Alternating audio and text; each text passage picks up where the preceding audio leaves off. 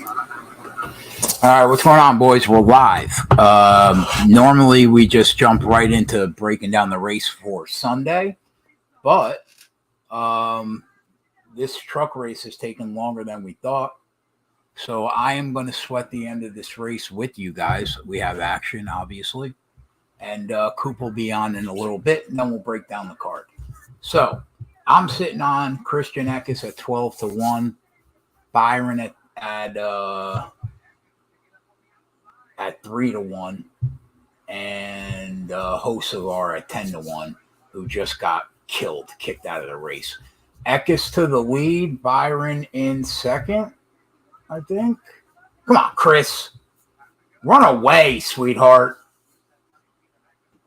Hopefully we can get this home, boys. 12-1 on Eckes, 2-1 on him to hit the top 5. That's 14 units, about 11 units after it's all said and done. That's a great way to start the fucking weekend. You hear me? But Will Byron is legit. I think Eckes has had the best car in the race all day, but you can't count out Will Byron. So it'd be nice to hit the 12-1, but we're not sitting in a bad spot right now. We'll see what we could see. One time we can't get Chris, get it done for me. He fucked us last week. One time. Think about how last weekend started. I was down 8,800 when my head hit the pillow Saturday night. Fucking Sunday, huge bounce back Sunday. We got the job done. And it would be nice. I ended up actually making $500 on the weekend somehow. But it would be nice to not sweat this weekend and roll in large. I would not mind rolling in large going into tomorrow.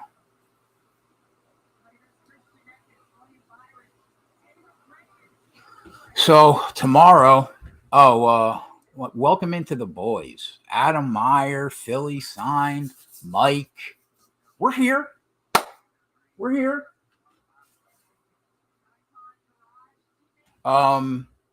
Yeah, so tomorrow, the card is early. I'll be honest, I don't really like this card at all from a betting perspective at all. But we'll see what we could see. I made the worst bet of my life today.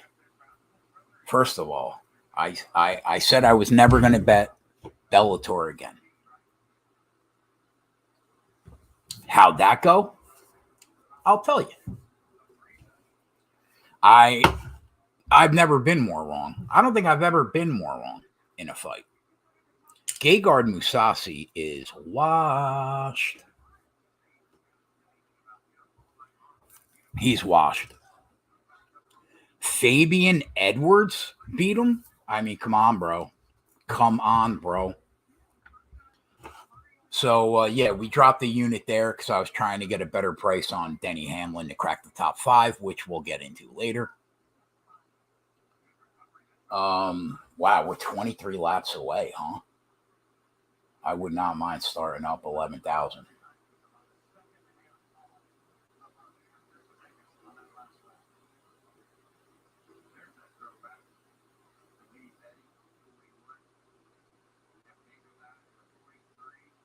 You can guarantee yourself there's going to be a caution here. Like, why even, like, come on. Why even fuck around? We know what's going to happen. There's a 0% chance this stays green. And I think Willie B's coming.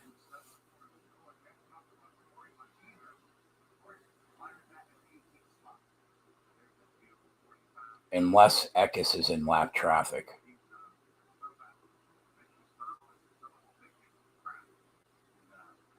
But listen, I'll take Byron at 3-1 and Eckes to crack the top 5 at 2-1. We'll take it.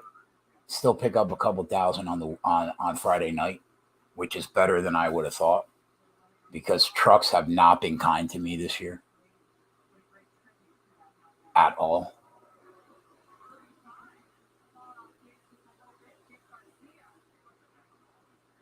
Taylor Gray. Now, I was on him last weekend at 80-1. Can you imagine that's the guy that fucks us here? Imagine Taylor Gray comes out of nowhere to stick it in me.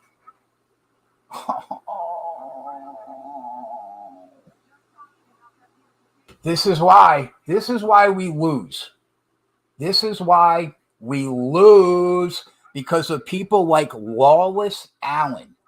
Fucking bum shouldn't be riding the go-karts at your local carnival establishment. You understand?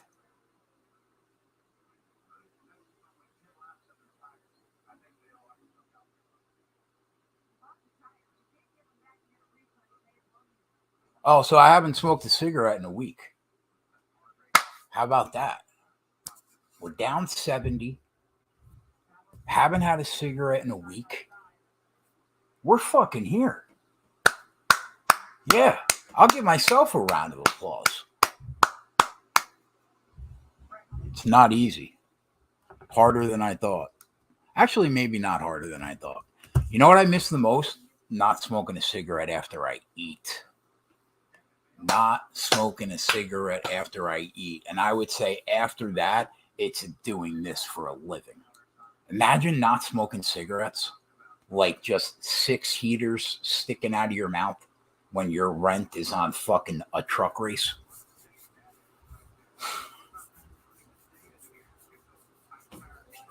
But if I did not smoke a cigarette after Saturday night, after that debacle of a Saturday night,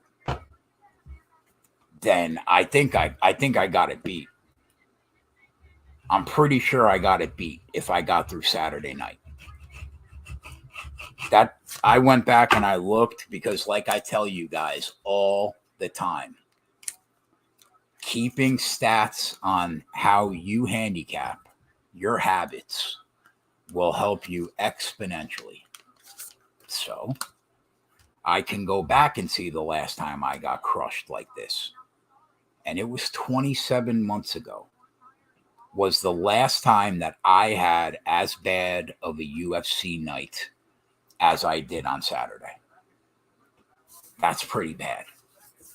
27 months. But listen, man, nevertheless, we are here. We are here. We're trying to get it. They're pitting again, Johnny boy. Yeah, they're pitting again. Be ready on Sunday. They probably have 12 sets of tires, if I had to guess, maybe 11. They're gonna take tires every 40 laps, probably. Highest tire wear track on the circuit.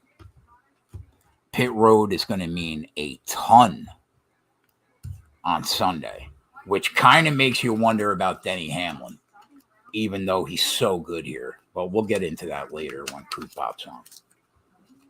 Coop said, "Is it okay if I come on after the race?" I said, "Yeah, it's okay." He said, "Mrs. Coop thanked me." How about that? Mrs. Coop is a gem. She's a mensch of a woman, okay, who deserves a medal, like getting a Purple Heart, to be married to that lunatic. Imagine marrying a guy that hasn't watched a movie in 30 years. Imagine that. There's no Netflix and chill in the Coop household. No, he doesn't watch movies. The lady's a saint.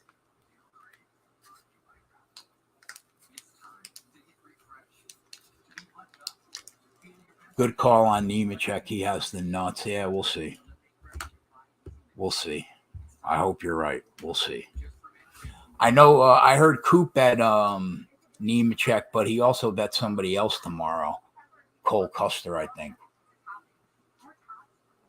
I haven't really liked what I've seen from Cole Custer this year. I think he's been disappointing. So I did not bet Cole Custer. I'm only on Nemechek going in. But I'm sure we'll be signed. What time is the race tomorrow?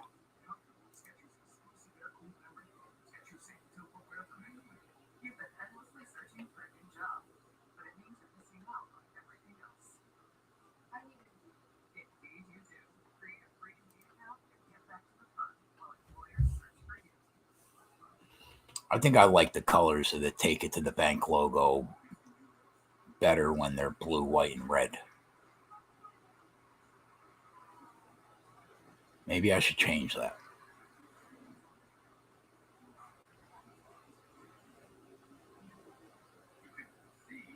I know, it's just the worst.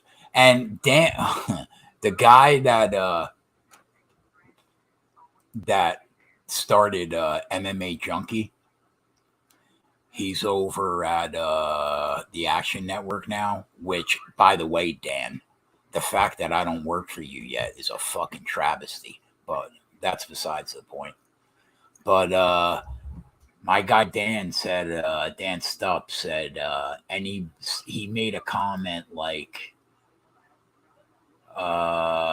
UFC's now UFC.com now showing UFC Charlotte with a noon start time, which is the absolute perfect start time for an MMA event.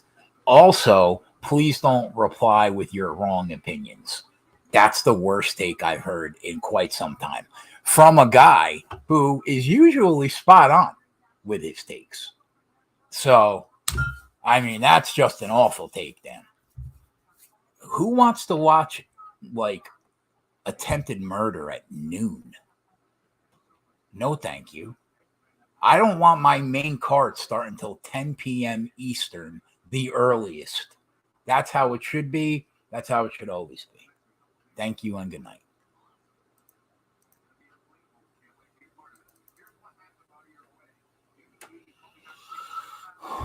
Johnny Boy said, Haley Deegan in the lead.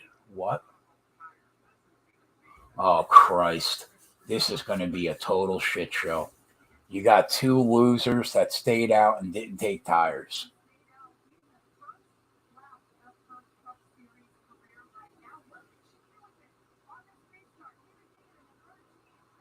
Just be gone. Go right by them like they're standing still.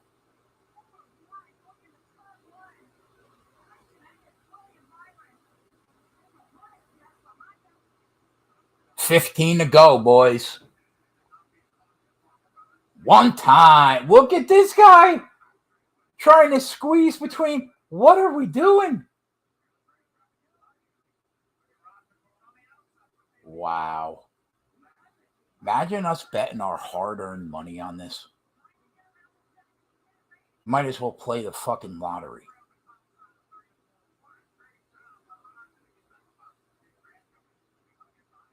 We're going to see 4 more cautions. I mean, there are trucks that literally cannot keep themselves straight. Oh, my God. Oh, my God. Can I see the lead? What am I watching right now? Imagine me watching these 3 bums driving the track right now. I can't even believe what I'm watching right now. I got 13 laps to go. It's a total shit fest. We're sitting on a 12 to 1, and I don't even know what I'm watching right now. Where is Eckes and Byron? It can't be.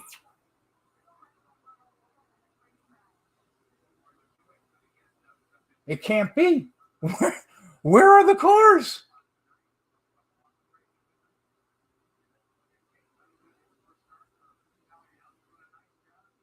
Am I getting punked? Is there another channel that this race is on? Thank you. Drive away, Christian. Drive away.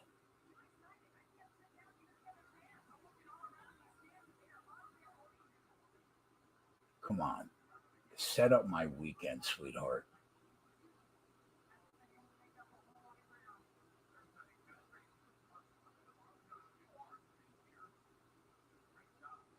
Man, this is going to be tight to the end.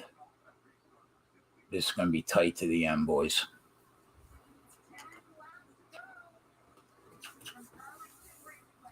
Come on, Kegger.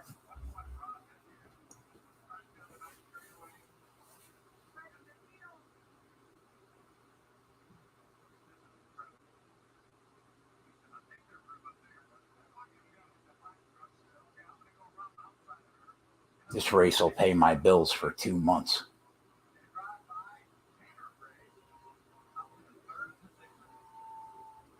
Great. Tanner Gray's up to third. Thanks, Mike. Fucking A.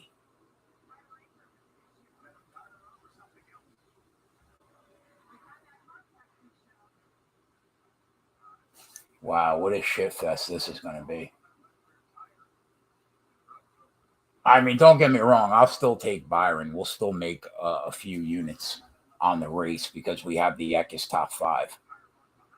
But, man, I want it all. He's got tire rub. That could be a blown tire somewhere in the final last 8 laps.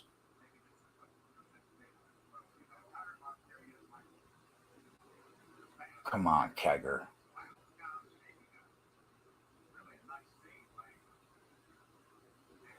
What am I watching, bro? Why am I watching a replay of a tire? Who gives a fuck? Nobody cares about that guy, bro.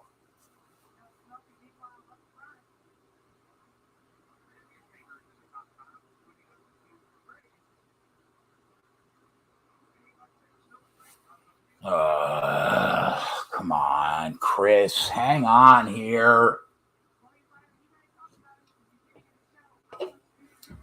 Don't do me, Willie. Don't fucking do me. I really don't want 3-1.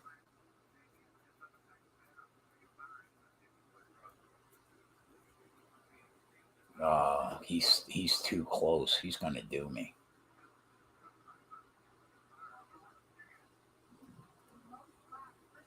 Oh God. Save it. Huh. 5 to go. If we win any money in this race, it'll be a fucking miracle. Ab. Oh, what's up, babe?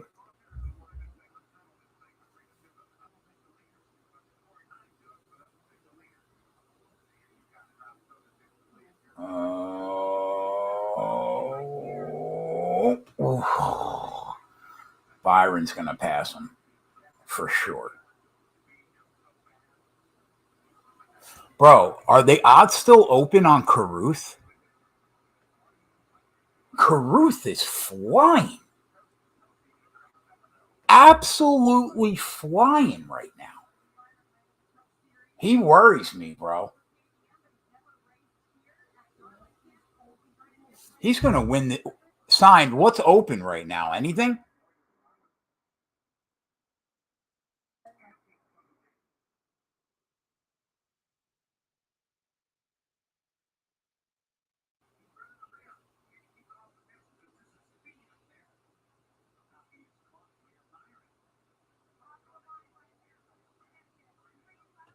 Oh my God.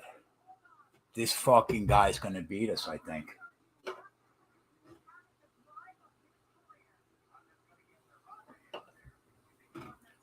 We're going to get beat, boys. We're going to get beat by somebody flying on the last lap.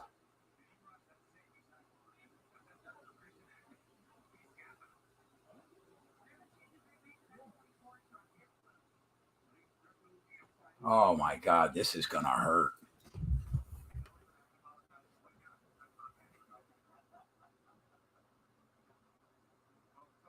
This is going to hurt. We need Willie B in the work. Oh my God.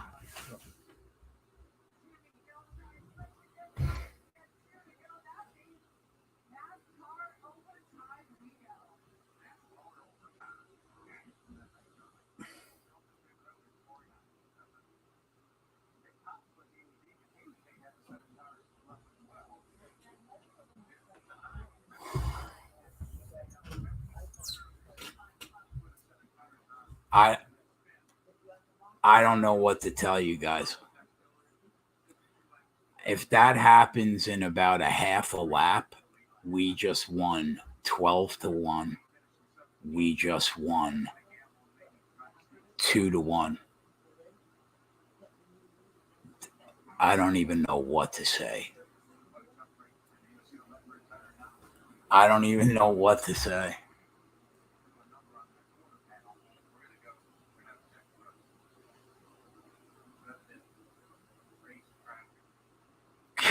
this sport, even when you're dead on, sometimes it just doesn't matter. I mean, can you imagine not having to take blood pressure medication when you do this for a living? Tell me how you bet NASCAR for a living and you're not on blood pressure meds. Tell me. I want to know what the secret is. Because I'm taking 2 different kinds of fucking high blood pressure pills right now.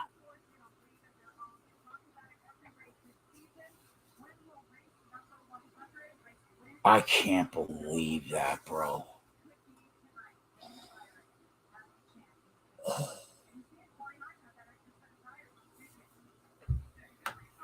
God. I think we were. I'll be honest with you. I think that we were gonna. I think Eckes was gonna win because Byron started running the same line as Carruth, and it was gapping him out. I think we were gonna hit it 100%. Now, I think we're not even gonna make money in this race. I think that the top 5 is dead. I think Eckes is dead. I think Byron is. We're dead. We're all dead. We're all dead.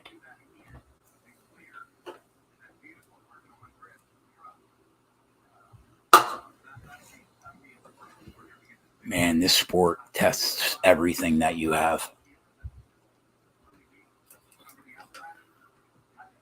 Oh, God.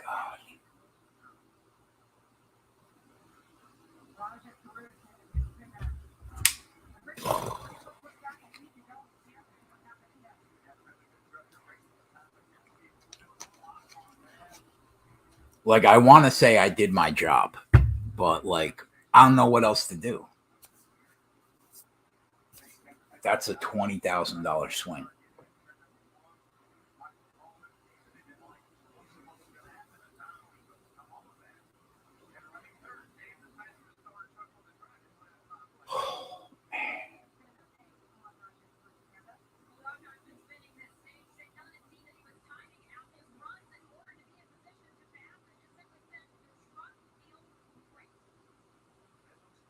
I'm sure the truck does feel great. Good for you, Raj.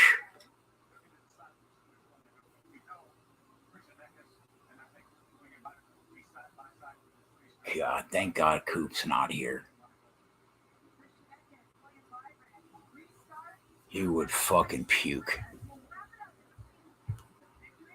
Actually, I don't. Coop isn't on Eckes, so I guess that's good for him. I don't think he's on Byron either. I know he was on Enfinger, Chastain, and Hosever.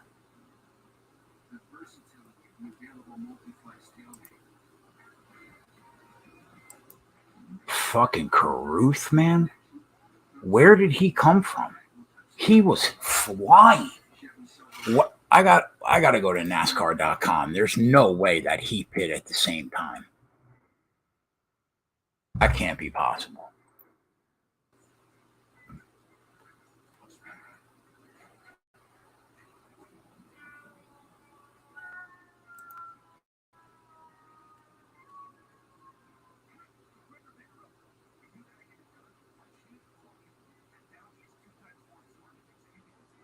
They don't have last pit for trucks? Really?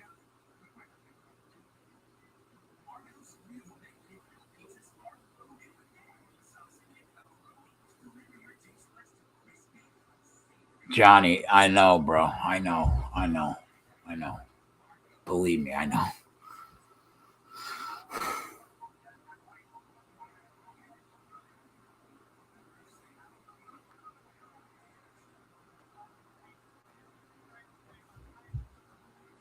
They did pit the same time? How is he cutting a half second off those guys in a lap?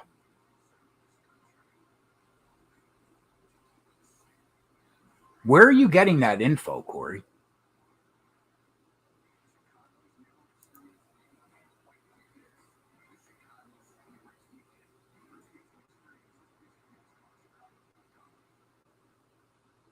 I don't see it where I normally see it.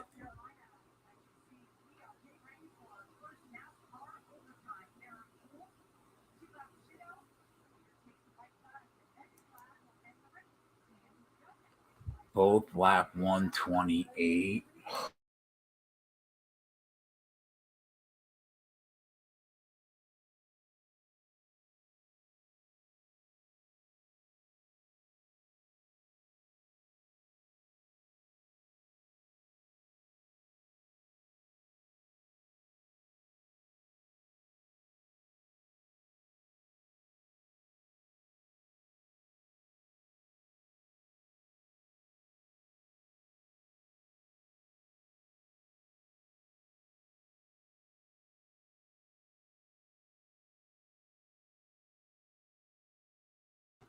Here we go. We're dead. We were always dead.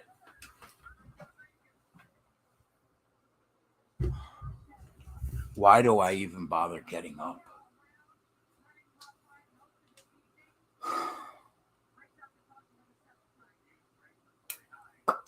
The good news is the kid that was running a half second better than us per lap is now in sixth. I feel a little bit better about that. I should have won the race 3 times already. I don't know what else to do.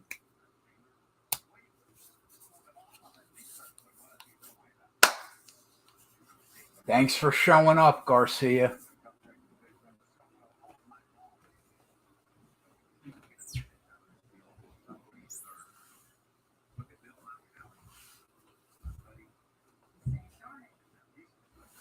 Sanchez sitting in 7th, huh? You knew he was going to have a good run today when you saw his practice times, regardless if this was the first time he was at Darlington or not. That truck's been a fucking rocket.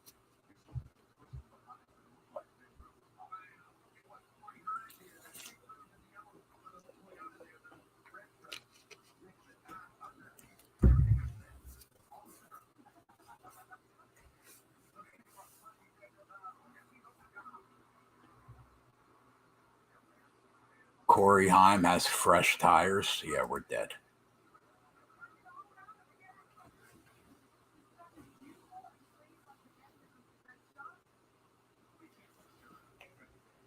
All we need to do is get 1 lap in the books.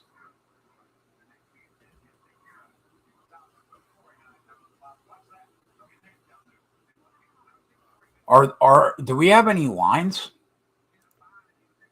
Nothing at 365. Nothing at MGM.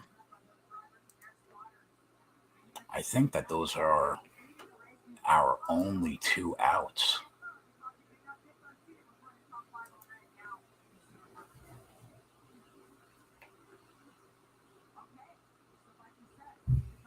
We're fucking cooked if Heim gets up there.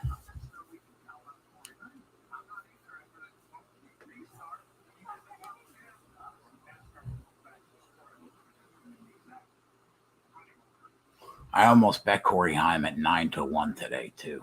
I didn't during the race though, not pre-race.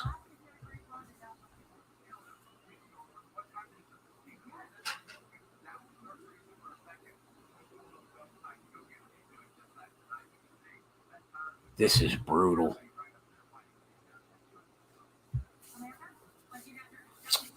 An Eckes win and Hostover sneaks into the top 5. What do you want to see? My fucking tits tonight? Is that what you're looking for, Corey? You want to see these bad boys?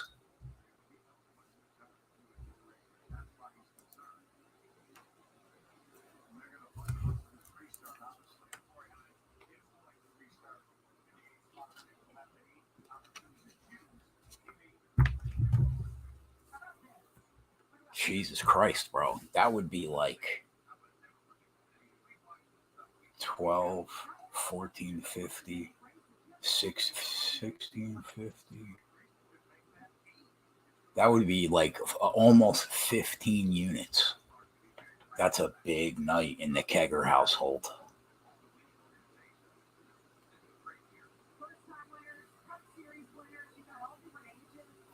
At this time, we better just give me both the top fives at least. I'll take that. I'll make money.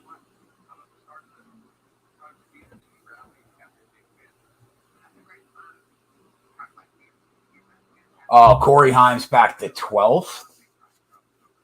That helps. Good old Stewie Friesen up there. He was another car that I thought was going to be solid today. And Grant Enfinger. I don't know where Enfinger is, though. I actually didn't bet Enfinger, but I almost did. I was close. Pre-race. I think Coop bet him, though.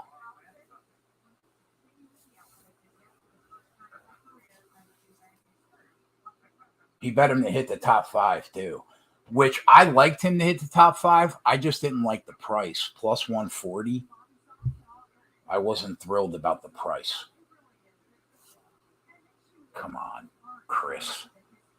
Put them in the dirt. I want them under the pavement.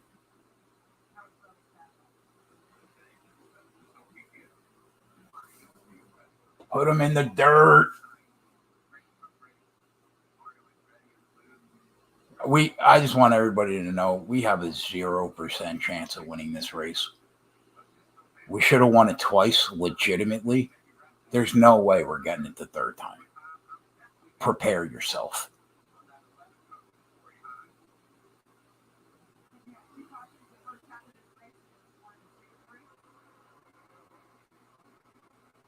We know how this song goes, boys. We know how this song goes.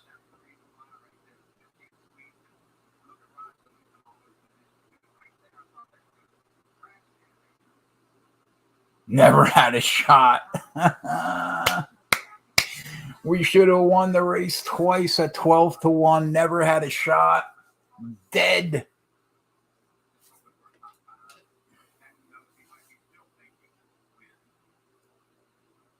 This would be a good call, though, if we can get it home. Yeah, DB, you would have been sick. You should have already won twice. Oh, God. It hurts. My stomach literally hurts.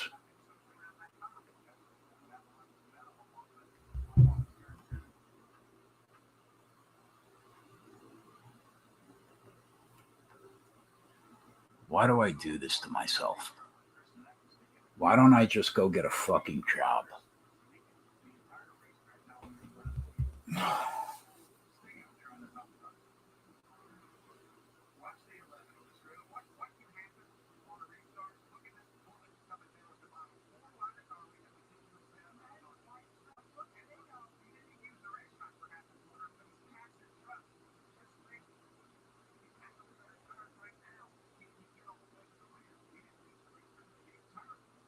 Prime rib, baked potato, cheesy bacon potato soup.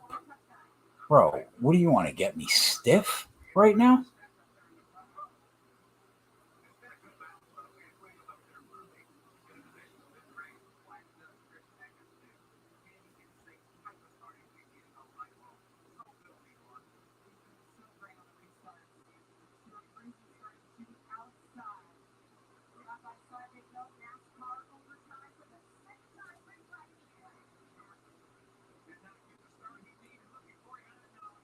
Corey Hahn's going to kill us.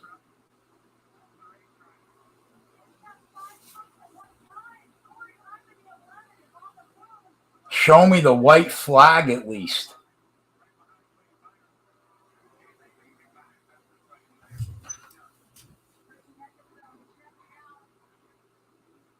Show me the white flag. All right. No way.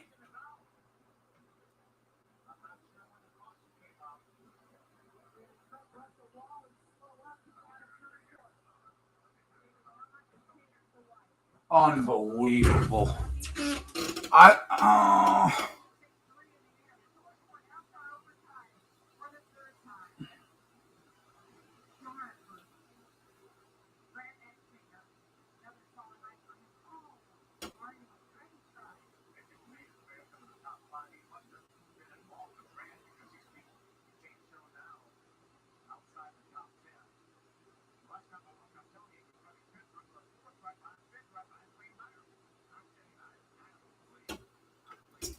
I don't know what to say.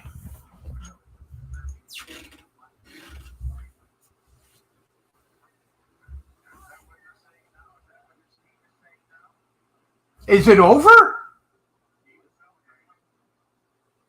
Yeah, baby!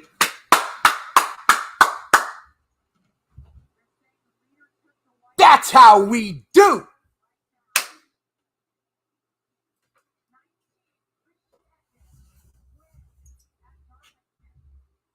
That's a $14,000 night, kids. Fuck yeah.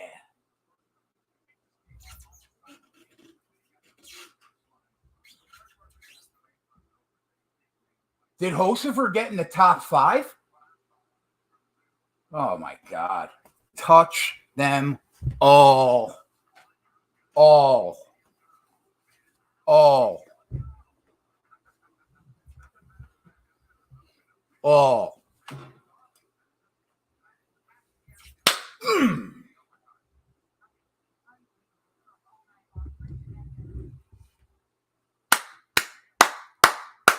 No, you're not seeing my titties, bro. We got a long weekend.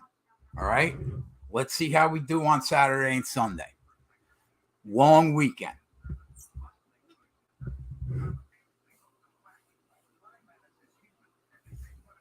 The way the fucking last week went, I might be down 8K by the time Sunday night comes. All right?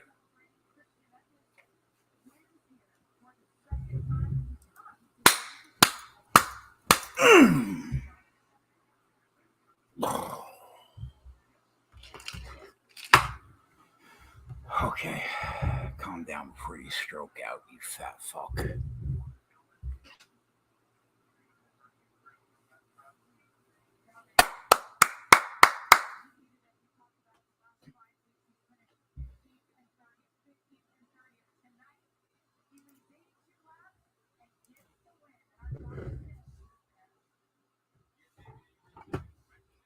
Okay.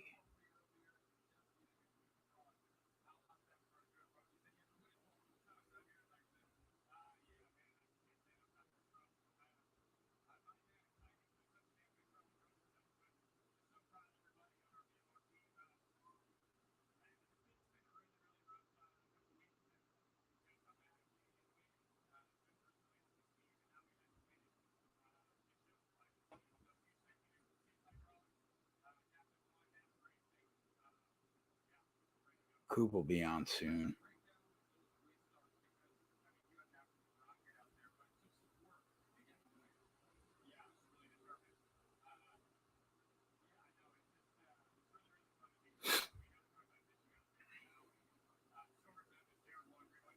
We won that race 4 times. That's what it takes.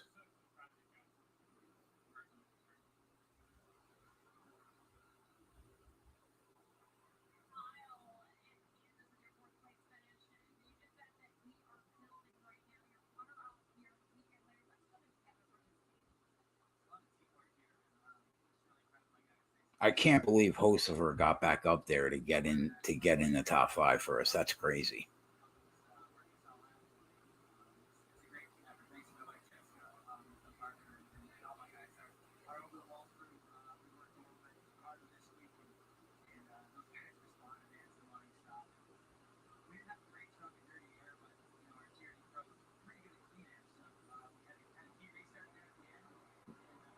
You hate to see it, but more than that, you love to see it.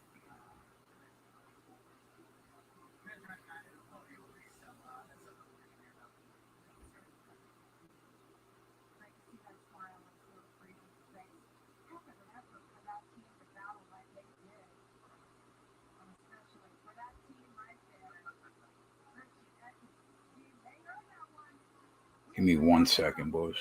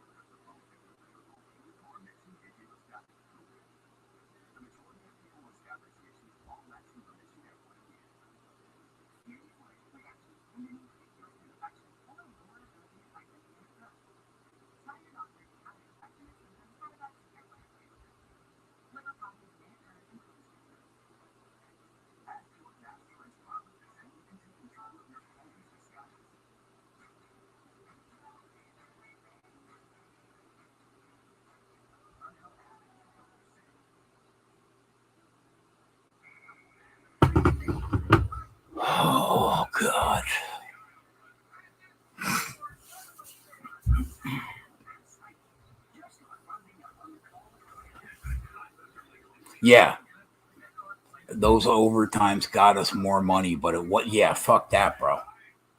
Give me the 12-1. I mean, like basically, you're saying to yourself, was Hocevar cracking the top 5 worth you losing 2 months off your life?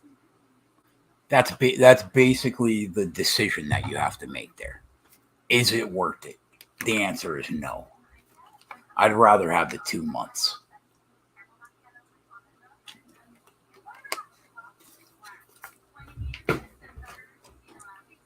But we're here. That's how you do on a Friday night. Now, where's this old fuck so we could start talking about Sunday? Let's go, Coop.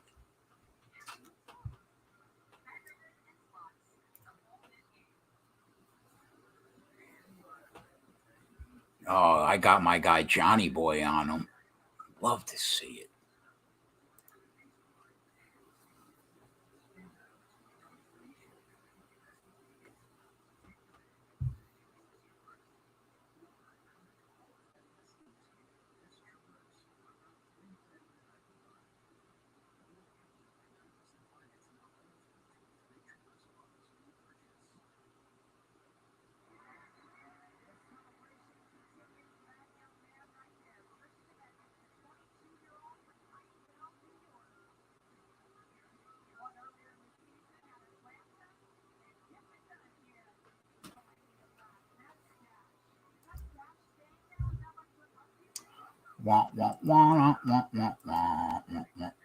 I've been watching a lot of Sanford and Son lately. I don't know why. Don't judge me. Okay?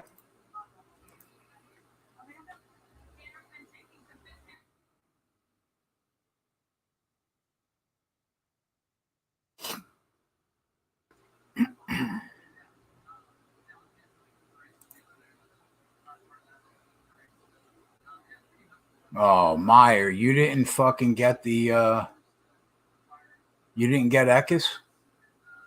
That blows. I bet you that prime rib was legit though. Was it worth a couple thousand? Probably not. But that cheesy bacon soup, potato soup, sounds like my absolute world. Cool, my guy, we're here. Figured you'd have a big smile on your face. I do have a big smile on my face, bro. They made me win the race 4 times, but I'll take it. 14,000 on Friday. Yeah. Very good, very good. How was your evening, bro? How are you doing today? And I'm tired.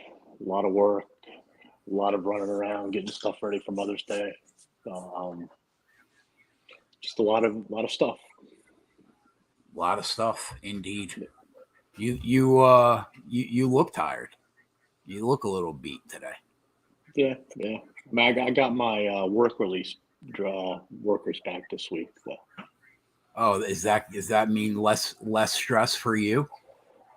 Yeah, less stress, less work. All right. Body feels better. All right. I can spend some time on the phone now at work. But it's been that crazy, huh? Yeah. I mean, it's been that crazy. I mean, I went from 3 people to 1 person. One person being me. So. Yeah. All right, my guy. Let's do what we do.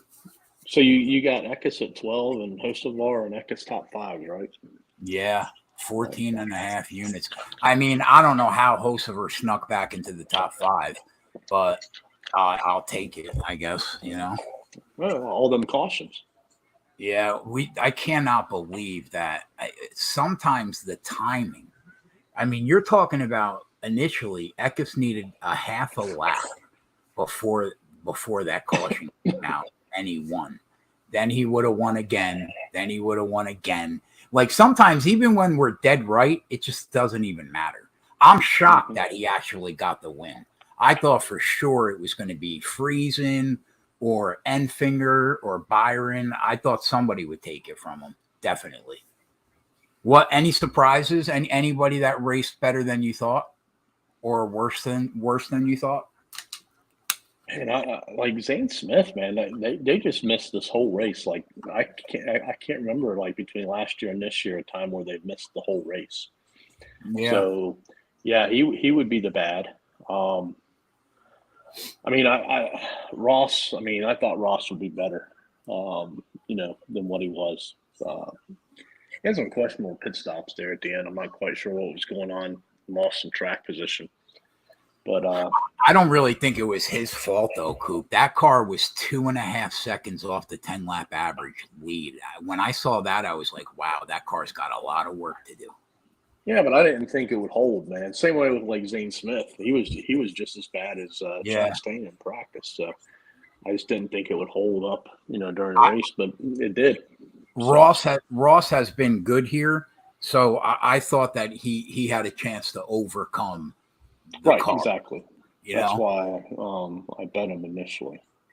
So, but yeah. Philly said Matty D had a rocket. What happened? He looked good early. He was like 50-1, and then Sign said he came back out at 9-1, and I was like, no, thank you. Not at 9. I would have bet a little bit at 50 though. It's a good thing. Yeah, it's the same way with like Kligerman, man.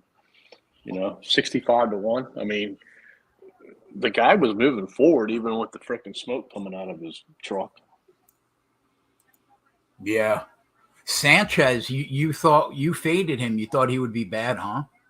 I'm surprised you've been so pro Sanchez the whole year. Yeah, but I mean, not on mile and a half and bigger I am. So, I think I'm trying to find to see if they got their results. I think Bubba finished in front of him, so I got that, but I don't think Chastain did, so I lost that. I think I made 1 unit the whole night.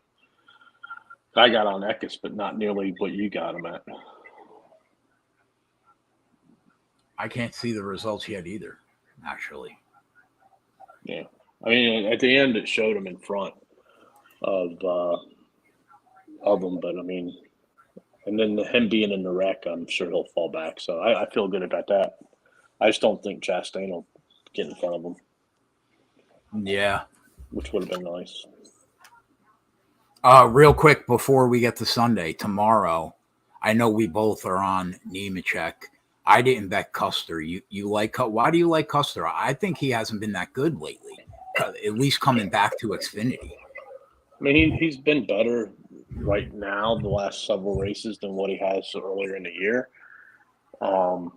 If you look at, he's won here before in the Xfinity, in his prior days. So I mean, he knows how to get it done. He was fast at Fontana, before he had a wreck. And then he was fast and solid at Richmond, the other tire wear track. So, but the biggest thing was 950. Like that's too big of a number to be hanging on him. I did not get the 7-1 that you got on Nemechek. I got 6-1. But man, it looked like he had the nuts in practice for sure. I think we're on the best car in the race. Yeah, well, we'll see how it all plays out.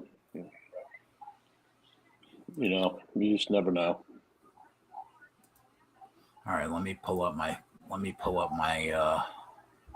sites so we could go through this.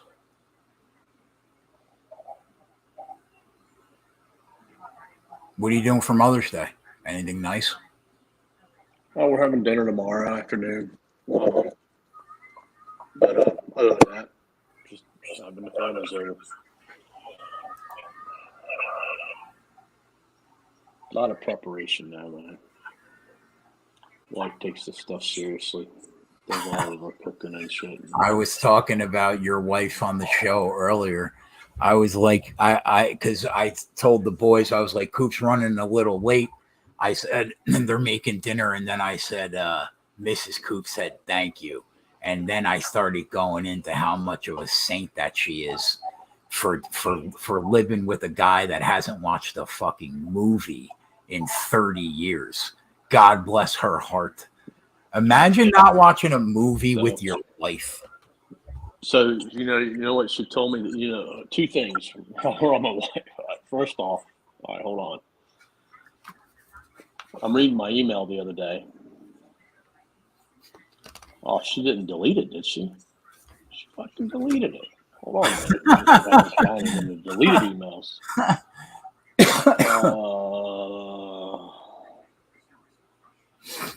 When you delete something, it goes to the trash, right? Yeah.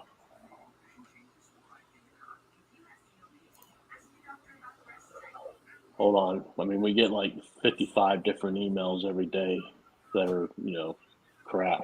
So it might take me a minute to find it.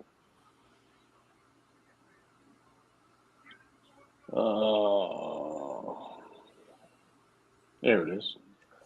So I guess it came from LinkedIn or something, but she got this email that says banking operations manager, sports betting. Hope you don't mind me contacting you. I work on a talent acquisition team here at Betway Group, and we are one of the leading providers of sports betting. I'm looking for a banking operation manager on the sports betting side to be based in Virginia. This is your wife. They contacted her. Yeah. How awesome is that? Yeah. I mean, is that what she does for a living? No. Oh. No. This is for WinBet. Oh, WinBet. Yeah, that's like one of the biggest casinos in Vegas, the Win. Yeah. So I told her, man, she should reply back and say, I appreciate the interest, but you should contact my husband. You could run that bank operation better than her for sure. I'm like, what the hell? I'm like, that's fucking crazy, man. Crazy. So then, I also found out from my wife this week, she doesn't ask much about my betting money and all this and all that. But she asked this week, what are you going to do with all of it? Like, what's your plan? Yeah. It's like, because like you rarely withdraw anything, right, you just keep it in there, and like, what are you going to do with it? I'm like, I don't know. And she asked me before. Whatever I please. That's what you should have said. She says, you know what? I think we need to get a motorhome. A motorhome? And that's what you're going to use the money on. What? She said, wouldn't you like to go to the races in a motorhome? I mean, I would definitely. I don't think it's worth my whole bankroll, but yeah, I would like to go to the races in a motorhome. Yeah. Like, wait a minute, man. Like, you're spending my money. Yeah. Well, that's how it She's goes. Like, yeah, I am. Yeah. To be fair, I'm amazed it took this long. We're almost 2.5 years into this. Yeah. I can't believe it took her this long. Well, before she didn't really care, like, now the number's going up. But now that the number's way up. Yeah. She's like, yeah. I love it. And she just threw the part in there about, wouldn't you like to go to the race, just to try to, edge me on and all this and all that. I'm like, I don't know. Like, I'm like, that's a lot of expense, man. Think about like how often motorhomes aren't cheap. How often would you really use it, right? Oh, she has plans, man. She wants to visit, all parts of the state. I mean, you know what though? Like after when you're retired, it would probably be cool to like drive around the country in a nice motorhome and like go to like a bunch of NASCAR races. That would probably be really cool. I'm like, look, what are you looking at? She's like, oh, I don't know. She's like, not nothing that the drivers live in, or the rock stars and the country singers and all this and all that. But she's like, I ain't driving around in no camper either. She says, we'll meet in the middle. What's the middle? How much is the middle? That's what you should have said. I have no idea. I'm sure it's in the hundreds of thousands. Yeah, you could. I would think for like $100,000 or $150,000, you could probably get a really nice motorhome. I don't know how they go for it, how much they go for it. Yeah, but like you got to get a particular license too. I think. I think Like so. Yeah, if it's a certain size. yeah, right. You know, so and then the gas, and then like the camping, the play floor. I think there's more to it that you don't know. Here's the good news, bro. The fact that you've won enough money to buy a motorhome is all that matters. That's all that matters. Whether or not you buy that motorhome, insignificant. Yeah. So I don't know, man. I might just tell her I'm going on some bad lucks and blame it on you. Yeah, blame it on me. Keg's been killing me. He's been killing me. Just put it on me. He's been getting into this Bellator shit, man. Yeah, don't. Why do you got to bring that? Why you got to bring that up? I made the worst bet of my life today. Really? Yeah. You just opened up and spoke, and I was like, man, your freaking tongue is really red. Yeah. And now I see why. Fruit punch. Yeah. No cigarettes in a week, my guy. But Bellator. Yeah. I almost wanted to smoke a cigarette after that Bellator fight. But last Friday night was the last time I had a cigarette. So let me ask you this.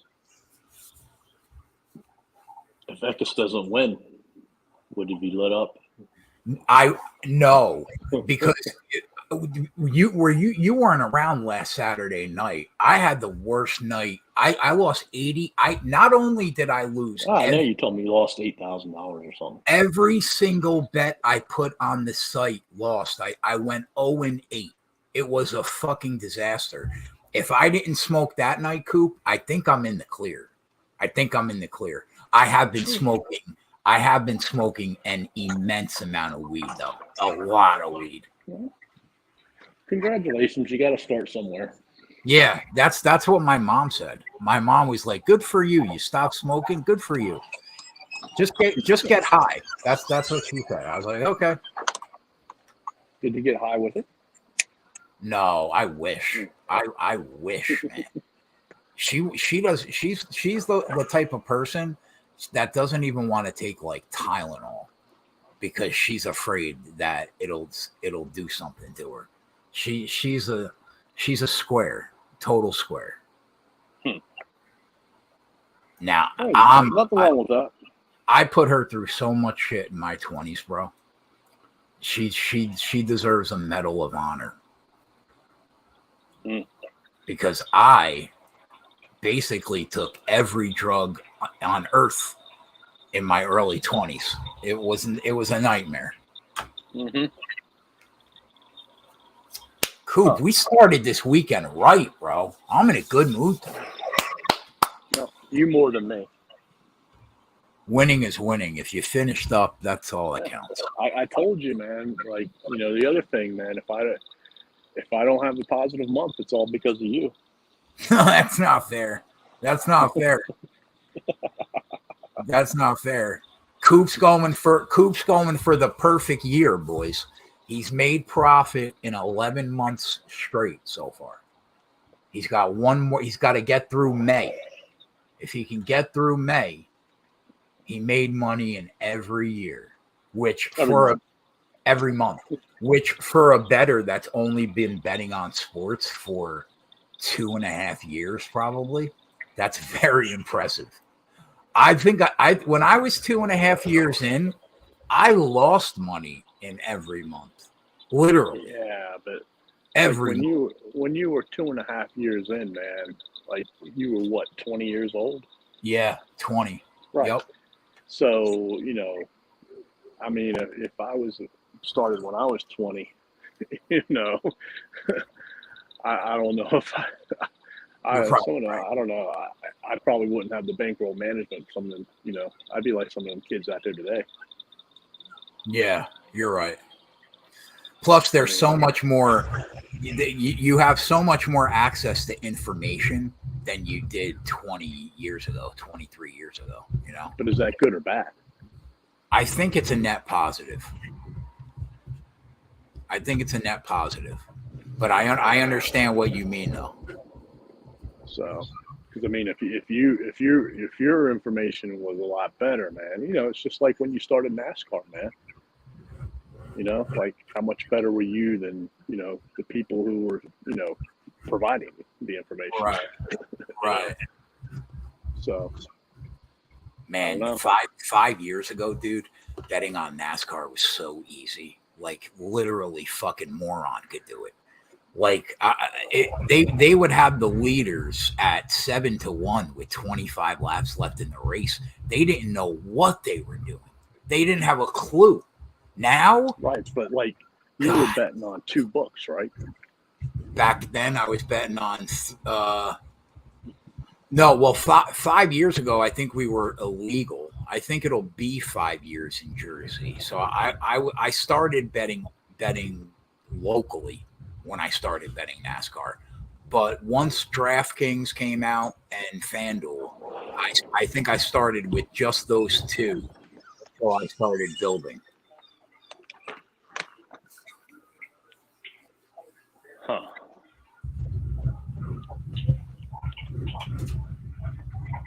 All right, you ready? Yeah, I'm ready, big boy. All right, so recapping the winners from last week. I made nine units when it was all said and done last week. Coop, you had a lot more bets than I did pre-race looks. How did you do with the pre-race looks? Shit, I don't remember, man. It was Kansas, right? So, yeah.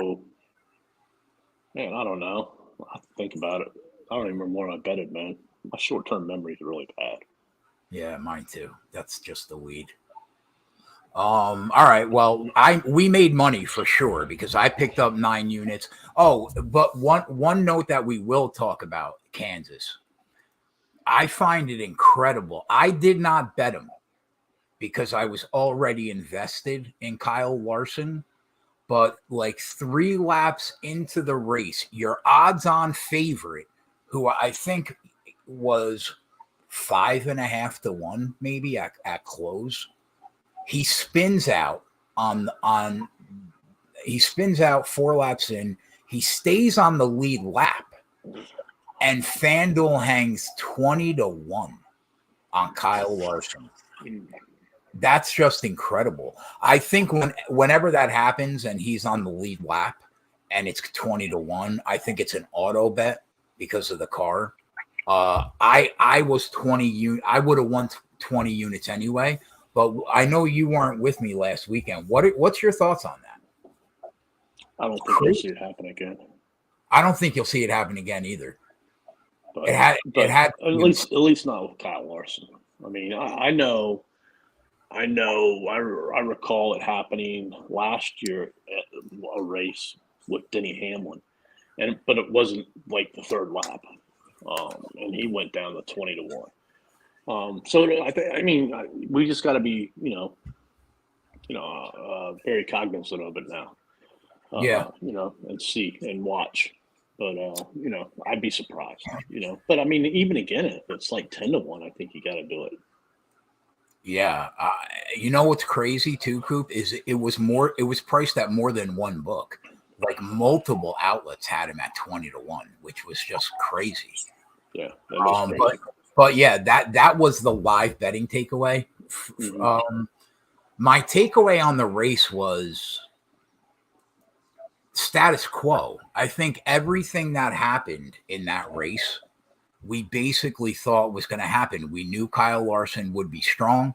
We knew that the Toyotas would be phenomenal, and Denny Hamlin and Marty were great. Your boy, Ty Gibbs, he had a wagon, bro. He had a phenomenal whip early in that race.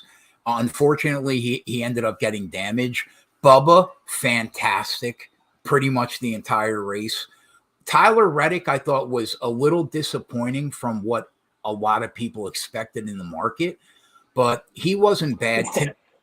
But I mean, the expectations for him were like, off the chart. Right. My biggest takeaway was out of all the Toyotas, Chris Bell was definitely the worst Toyota on the track basically the whole day. And that surprised me because we both had him up in our top 5 of cars that we thought would run well. That surprised me. But other than that, Ford was nowhere to be found. We basically thought that. I didn't have any major takeaways. Nothing surprised me. Did you get a chance to watch any of the race? I watched a little bit of it, and then I was like, forget it. I know what's happened and everything, and so on and so forth. Any thoughts or no? All right, let's move on. Nothing hasn't been covered. So, Darlington, obviously the Southern 500's later in the year, but we have the Goodyear 400 now. A little less than a mile and a half, right? It's like 1.4 around there. Yeah, 1.3 something. Intermediate oval, and obviously pretty much the highest tire wear on the circuit. You would agree with that? Oh yeah, definitely. Right. Now, when you're talking about comps, it's a unique track for sure, but Fontana, I think, is probably the closest because of the tire wear. But the hardest thing for me to quantify this week, Coop, is the weather. Just like Kansas last weekend, because the default position in terms of if you look at the 2 races at Darlington last season, the weather was drastically different than what we're going to see this weekend, right? At the Goodyear 400 last year, I checked, it was 60 degrees at Darlington. At the Southern 500, the second race, it was 90 degrees, the track temp, much closer to what we're going to see this weekend because they're saying it's going to be hot ice, 93 degrees, somewhere 84 around. 84 is what I got now. 84? Yeah, it's gone down. Oh, okay. Okay. But it's still, significantly warmer than the 2 races last year. So I think I'm weighing the first race at Darlington a lot less than the second race, I guess. Fontana, this season, the temperature was literally it was 48 degrees at Fontana this year when they ran that race. So again, another huge difference, right? Which brings me to my question. The only race this season where the weather was comparable to what we're going to see was last week at Kansas. So, like, how much are you weighing the weather and what are your track comps? I'm not weighing the weather that much because, I really don't know how it's going to affect, or who it's going to affect. I just know it's going to be different. So, as far as track comps, I think it's just like what you said. Darlington's its own unique thing. You can take some of the, ones that you used and, build it into models and your thought processes and things of that nature. But in the end, I think Darlington's the biggest comp. Yeah. Yeah. I guess I agree with you. It's its own animal, really. Now, manufacturers, we've basically crossed off Ford for the majority of the season. It's basically been a fight between Toyota and Chevy all year, right? With the exception of a couple races this season. Where are you at with Ford this week? Because the highest tire wear track on the circuit usually means that the veterans that know how to handle tires start to gravitate towards the front. Drivers like Kevin Harvick, Joey Logano, Brad Keselowski, and so on. So Ford seems slightly more live than they've been lately, don't you think? Oh, definitely. You have to take Ford into consideration this week. I think some things would have to happen for them to win, but I wouldn't be, surprised if they won by any means. So, there's definitely some. I think the biggest thing is, how do you handle them? How much do you take into consideration? Because do you give them a lot of credit? Do you really go to track history, which would bring more of their drivers into play? But yeah, definitely like last week where, we didn't think, they would do anything, and they pretty much didn't. this week I'm not crossing them off at all. Let me ask you a question. We always have the not argument, but debate on whether it's the car or the driver, right? Don't you think that this is the one race where the guy that's in the seat is probably as important as the performance of the car? Yes, I would say it's probably more important this race than the majority of the races out there. That's a very good point. So, looking at the odds going down, I'm just going to use Caesars for now. Obviously, everybody can line shop. Kyle Larson is down to 4-1 at Caesars, and we haven't even practiced or anything. It's just fucking bonkers, man. 4-1. Listen, he wasn't very good at the second Darlington race last year, but he has been the best car in the sport this year. He had the best car at Kansas in that heat last week, even though Denny ended up bumping him and getting by him. He destroyed the competition at Homestead last year, which is another high tire wear track, right? And I think Darlington is tailor-made for his driving style. So all that spells he should be your odds-on favorite, rightfully so. 4-1, I'm not sure. I think he's a top 3 car this weekend, in my opinion. Am I running to bet him at this number? Not a chance.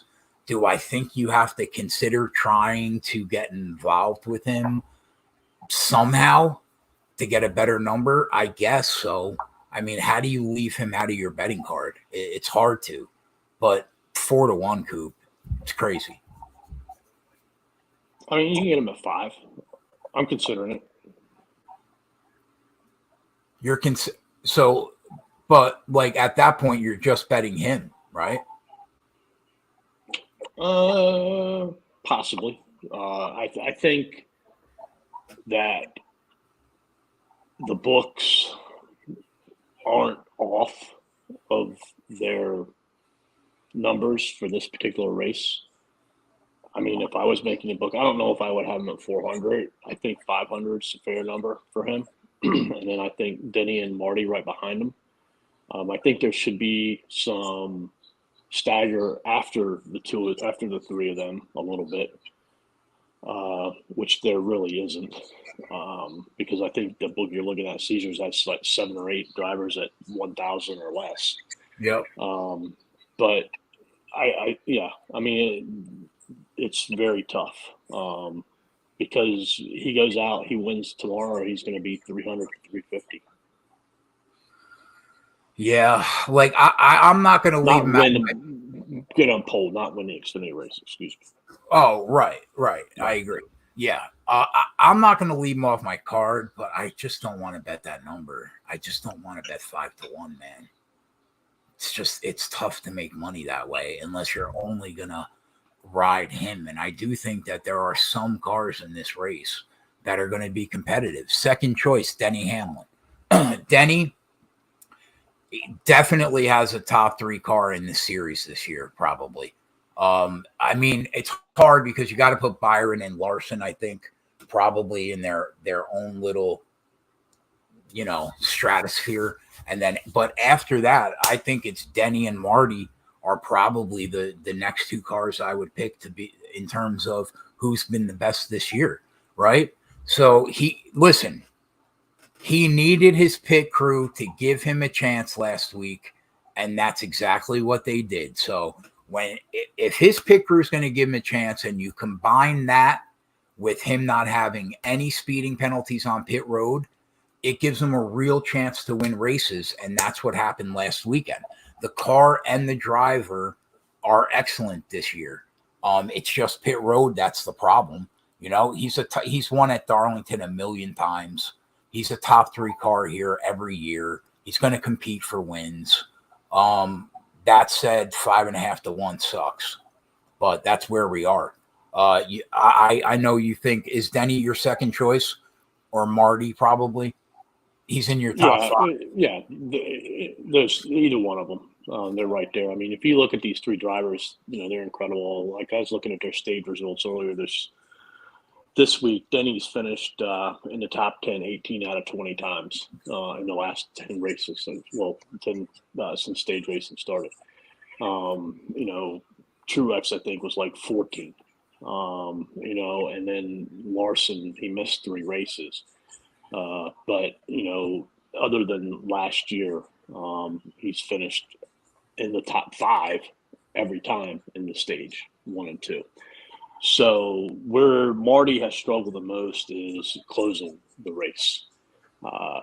He's only has 4 top 10s, in the last since stage racing began. And like I said, where Larson, every time he finishes, he's in the top 5. So, and then Denny, I don't know. I mean, like, you can't bet all 3 of them. And I don't think it's realistic that all 3 of them finish in the top 5.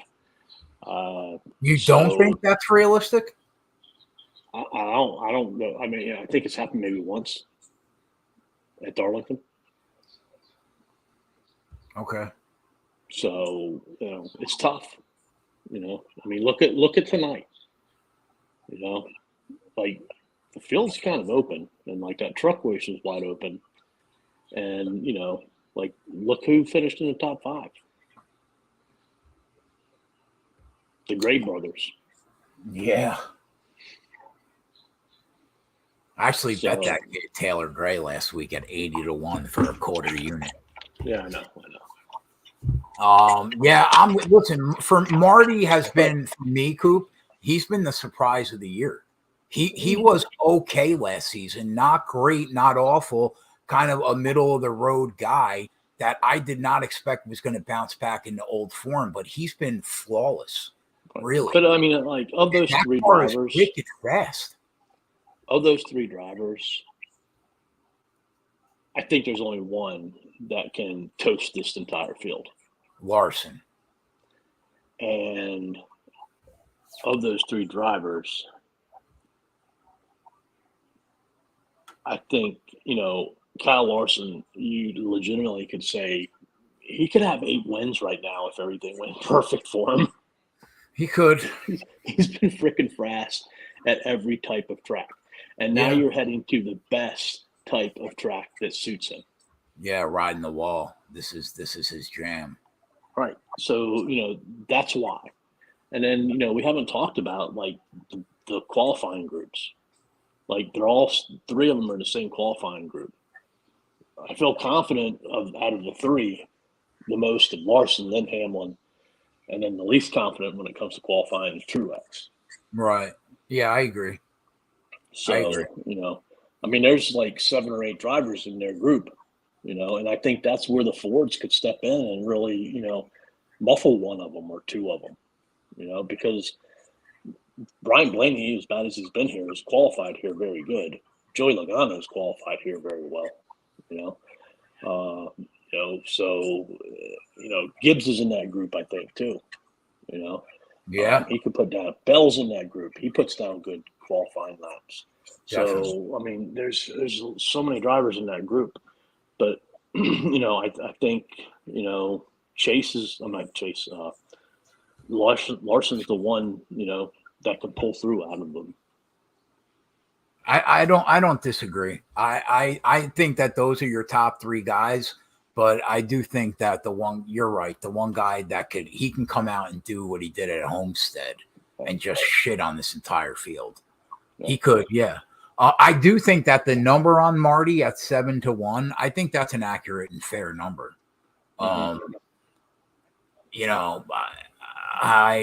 probably going to try to get a better number, but I don't mind betting him at 7-1.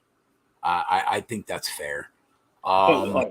He died out though. It's worth noting. He was pretty good all day last week, but he wasn't really anywhere to be found late in that race.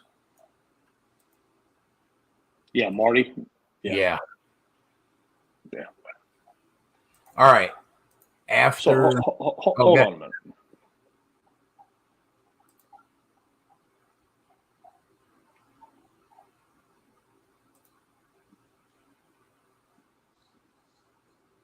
Yeah, he finished 8th, but he was way better than an 8th place car, I think.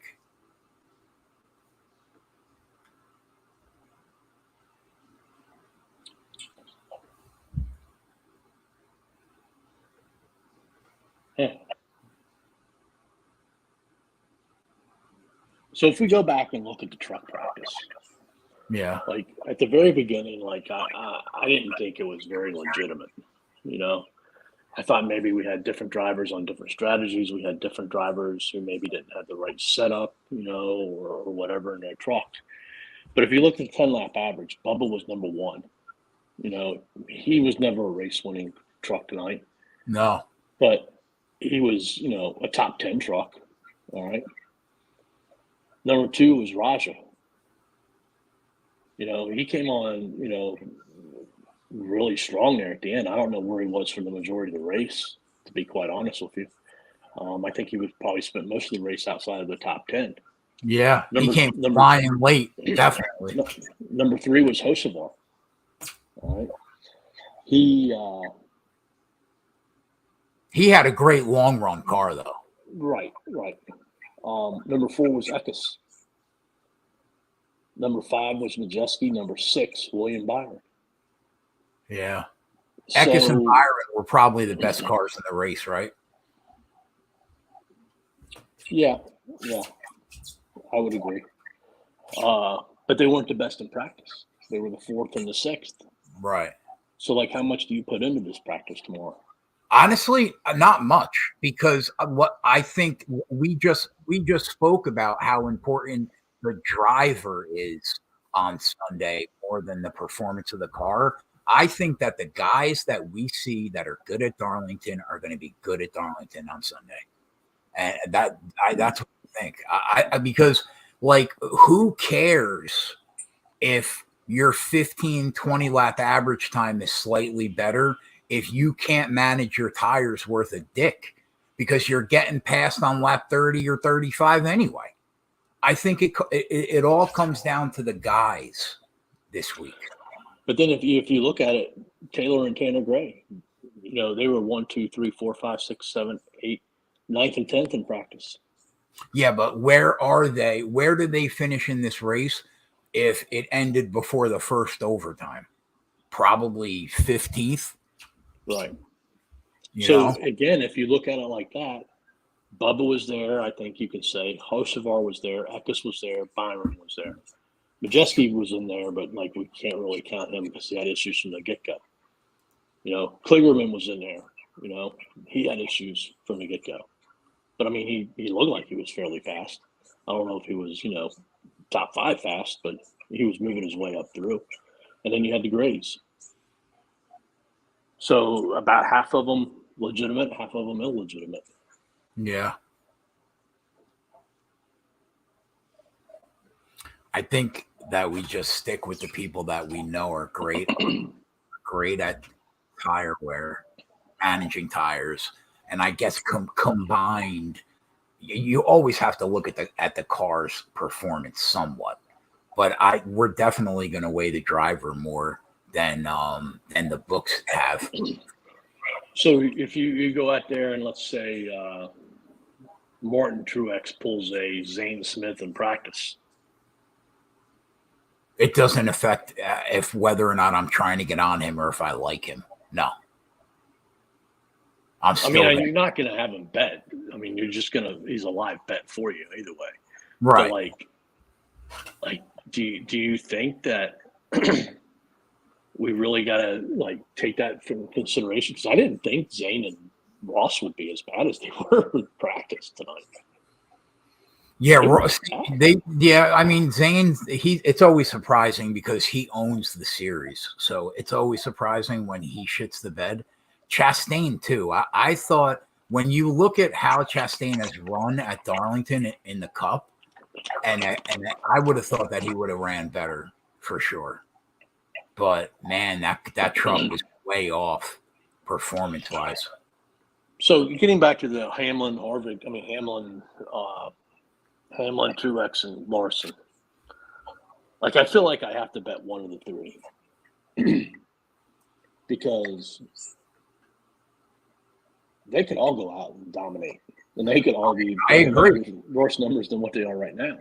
That's true, but I cannot bet. Like I can't even bet two of them out of the three. I wouldn't bet two. Number.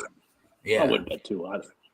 But you know what? You got to take a chance and get on one of them. Like if you're going to take a chance on you, then I think you almost have to take Larson, right? Because that's he has saying. Right. But man, you leave yourself open. I think that there are probably a more than a couple cars that could win this race. Oh, I agree. There's 10 cars that can win the race. Yeah. There's even more cars that can win the race if, we get some shenanigans happen. I can't bet them. I can't bet them though at 5-1.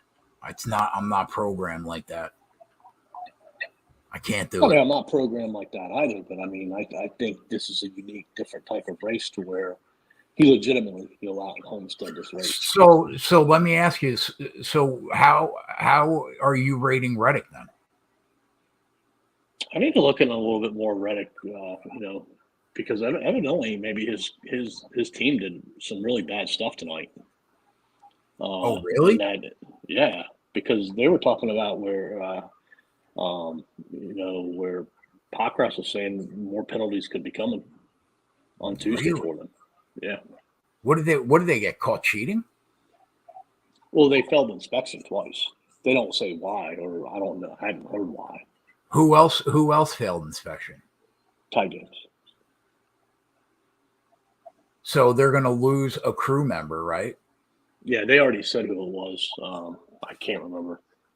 And then they lose their pit selection. So did they automatically start at the back of the field or no? No. Okay. No. All right. So but usually I think the trend is the cars that fail inspection, they typically don't. I don't want to say they're dog crap, but they're typically not elite in the race. Right. Yeah, you're probably right. I would have to look at the numbers on that, but you're probably right. So after Truex, Byron 8.5-1, and Reddick 8.5-1. I don't know. It suits Reddick's style, definitely. Could he run well here? He could. But just like I wasn't particularly high on him last week, I think that there are probably going to be 6 cars that are better than him, if I had to guess, at least. I don't know. I just don't see Tyler Reddick having a race-winning car pre-race. I'd have to watch it and see it. I think we could get him better. Which group is he? He's in that really hard group too, right? I could check. Pretty sure he is today. But I think, William Byron, my concern with Byron is, he's getting Byron, Reddick, Chastain are in A. All the killers are in B. Okay. So his number's not going to drop. He should qualify in the top 10. Yeah. Should. So both of them should. Yeah.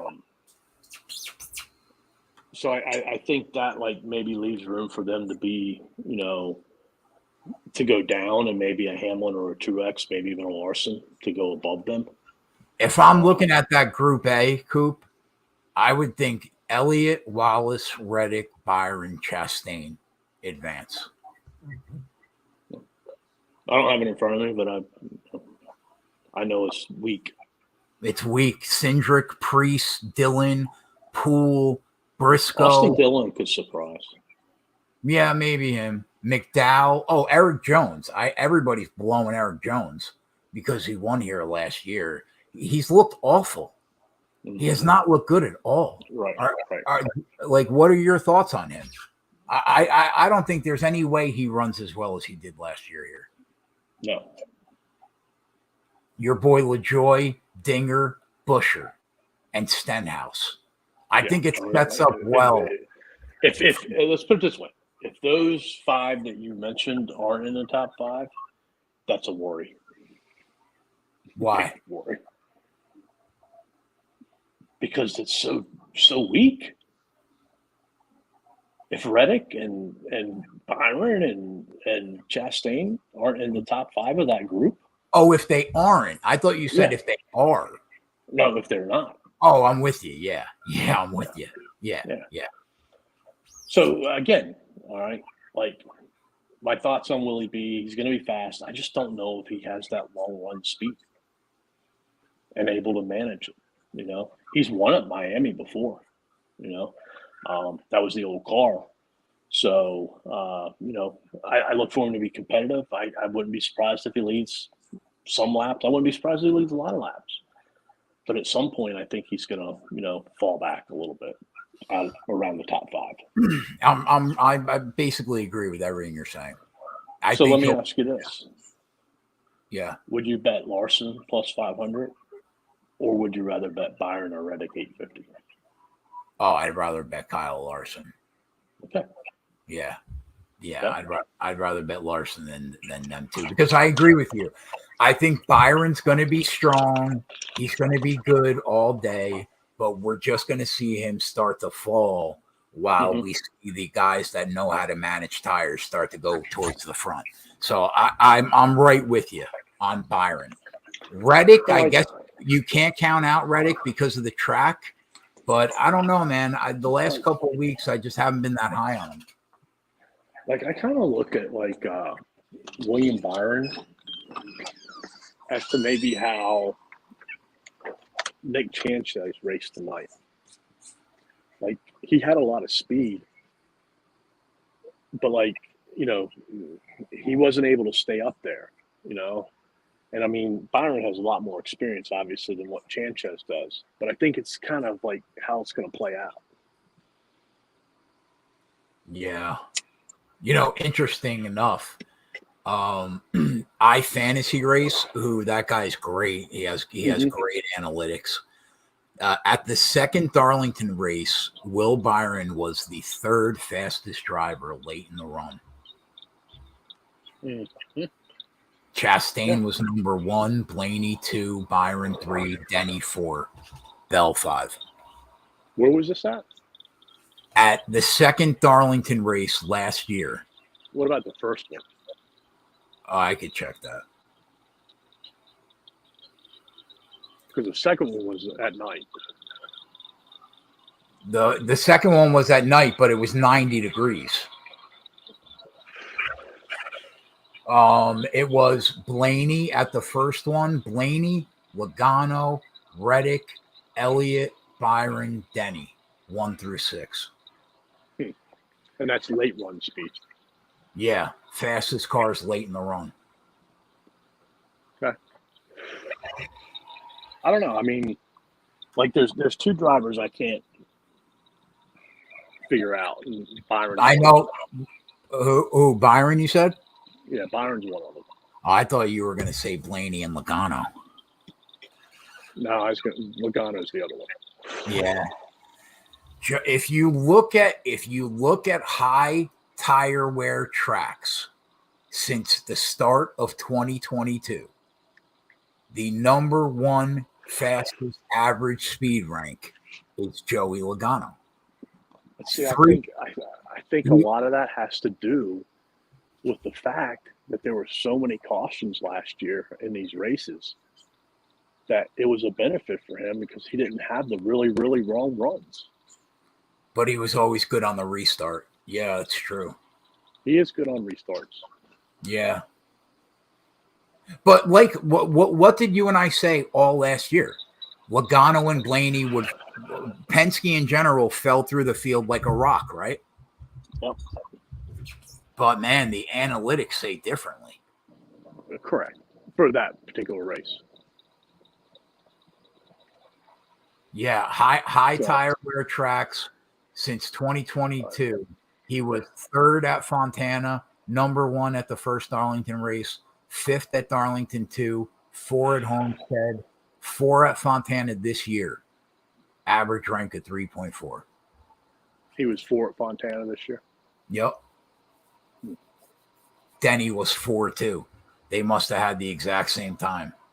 Number 1, Ross Chastain, who I am definitely higher on after you made me go back and take a look. When I hear you say something, when you say to me that like your number 3 ranked driver of the week or 4 is my 8, I have to go back and take a look. I have to take a second look. And yeah, I think that of all the numbers on the board in the outright market, besides Kevin Harvick, who Coop and I obviously bet Kevin Harvick at 25 to 1. If you don't know, we're on him as an auto bet on any tire wear track when the guy's 25 to 1. So, I mean, that's just automatic. But I do think when we were at Reddick 850, Joey 950, Harvick is now 10 to 1. We got him at 25. That's good. Bush 10 to 1, Bell 10 to 1, Chastain 10 to 1. And you can find a better number on Ross than 10 to 1. I think that he's the most appealing number in that secondary level of all the drivers on the board. I'm with you. I don't know what to do with Joey Logano either. So I'm with you there. Kyle Busch and Chris Bell, both 10 to 1. Where are you there? Because I do feel I haven't had a good feeling for Kyle Busch all year, but I do feel like Bell is flying under the radar this week a bit because I thought that while he was disappointing last weekend and he was the worst Toyota of the group, he likes this track. And he's one of the young kids in this series, Coop, that is really starting to come to his own when it comes to managing tires. Like that younger group of guys, he's pretty good at managing his tires. So yeah, I mean, like he's worth a look. Bell's a little bit like Byron. I would bet Byron before I bet Bell, though. Byron's had a better car this year, definitely. Yeah, I think if I can't bet Chris Bell without I'd have to bet William Byron first. Where are you at with Kyle Busch this week? Well, I mean, we know he hasn't been very good since Fontana. I mean, he did win Dega, but I think the last 2 races he showed some speed at times, which is more than what he showed at all them other tracks. And like Kyle Busch is really good at managing tires and on tires, you know. Well, in terms of speed rank, he was number 1 last year at Darlington 2 and number 2 at Fontana this year. Yeah. So I can't bet him at 10 to 1 though. Yeah, I guess at 10 to 1, I'm with you. He's in a tough group, man. Yeah, he is. Didn't mention him before. But he's one of the 5 best guys on the track at managing tires. Yeah. Don't you think? Yeah. Yeah. Oh, yeah, definitely. Like when you think of that elite group, Denny, Marty, Busch, Harvick, and then you got to look towards the Fords, right? Logano, Kez, Almirola. Like, I don't think Almirola's going to win here or anything, but like he's good at managing his tires on long runs. I guess now you have to consider Kyle Larson too. Yeah. But again, like, is it the wall or is it the tire managing? Yeah.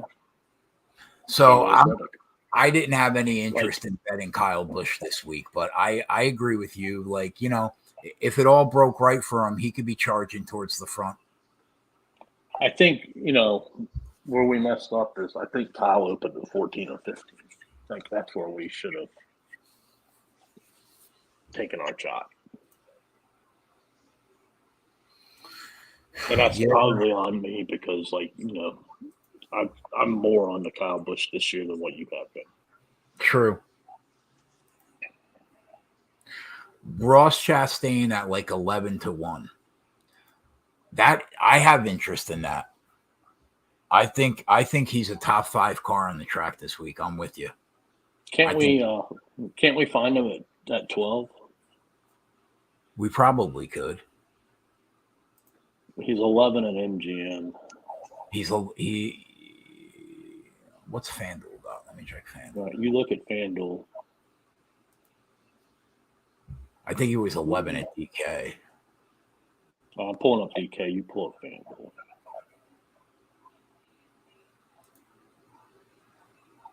Eleven at FanDuel.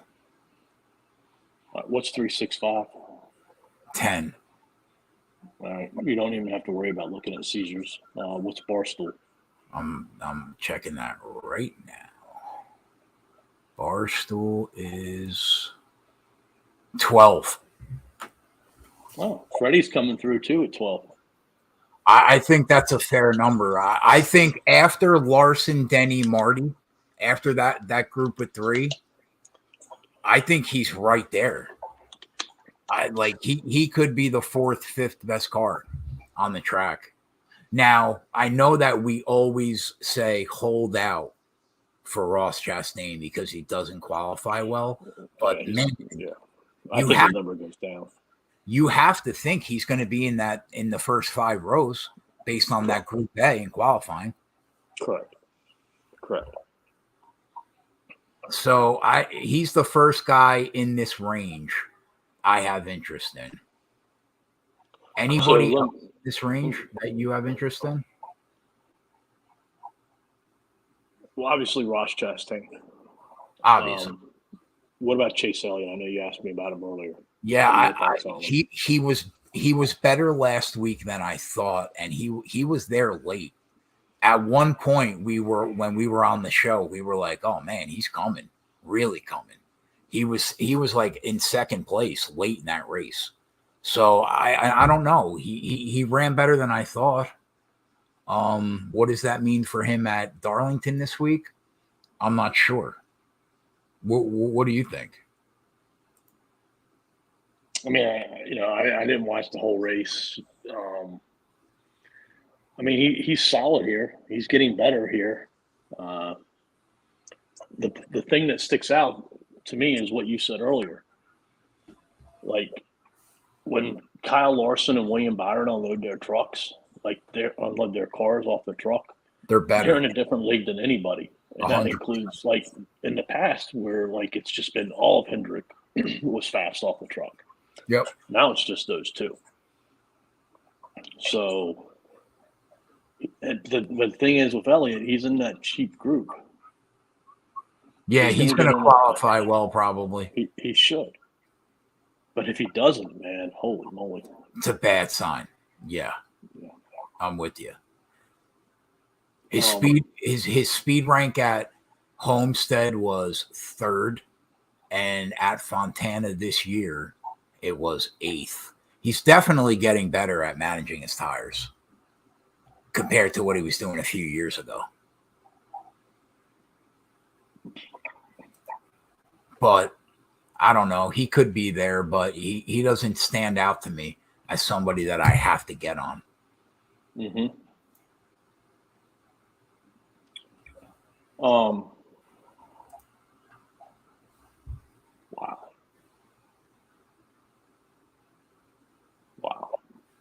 What? Hold on, let me check one more book. The books are starting to give up on Ryan Blaney, Coop. He's 20-1 at Caesars. They're starting to give up. They're tapping out. I'll be right back. I'm going to just get a drink. Can you hear me?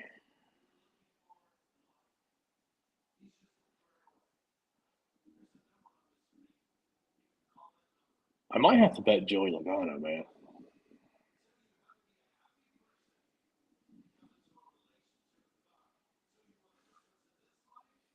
Like, I think I got to bet Logano before Chase Elliott. I got to bet Logano before Chris Bell. I can't bet him. I have to bet him before Kyle Busch at that number that Kyle Busch is at. I think Logano is going to qualify well, and I think his number is going to go down. And you look at Joey Logano's numbers. They're really good. That's what I was just saying on the tire on these high tire wear tracks. Right, but like if you look at where the books are all putting him, yeah, he's like 950 at Caesars. right. Then I got 11 at MGM. 14-1 at 365. Yeah, but like I can get 16. Where the book nobody else can bet on.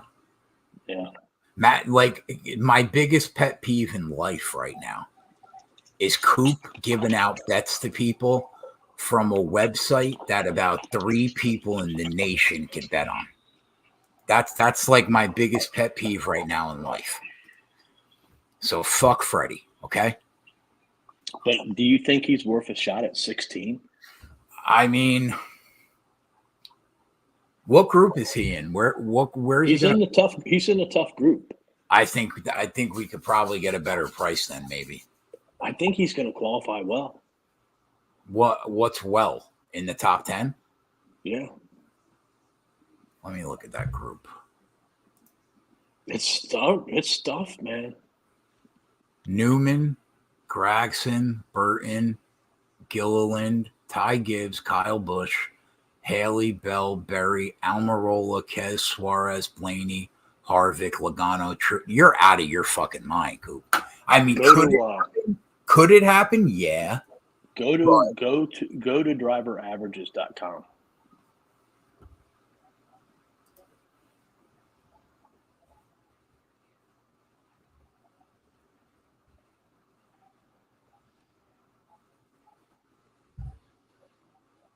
Okay. All right, so go to track history and click on Darlington.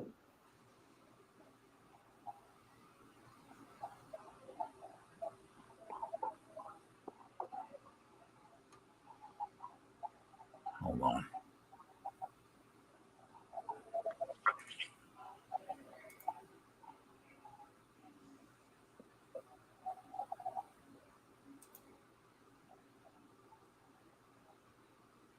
I don't even see where it says track history. It says track averages. It's on the left-hand side where all the boxes are, or the links are.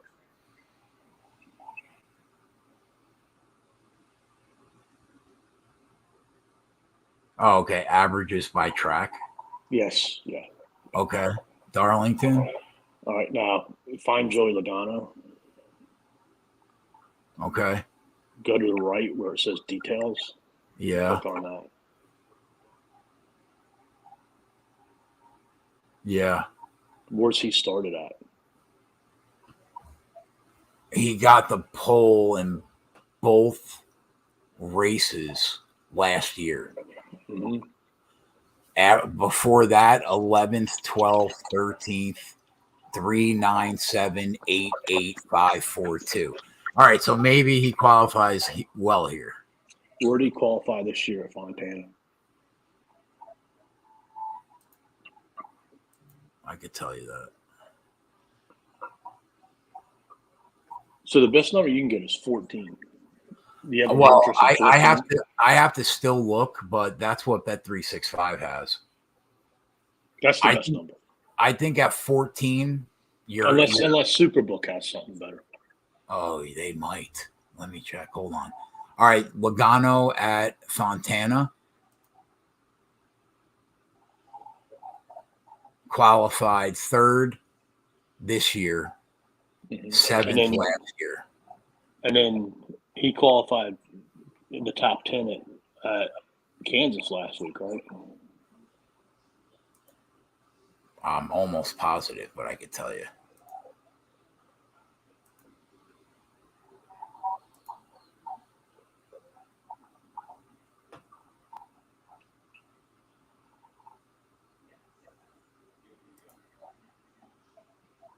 Sixth. Okay. So if he starts in the top 4 rows, what do you think his odds go off at? Considering he's like 9.5 to 1 at some places.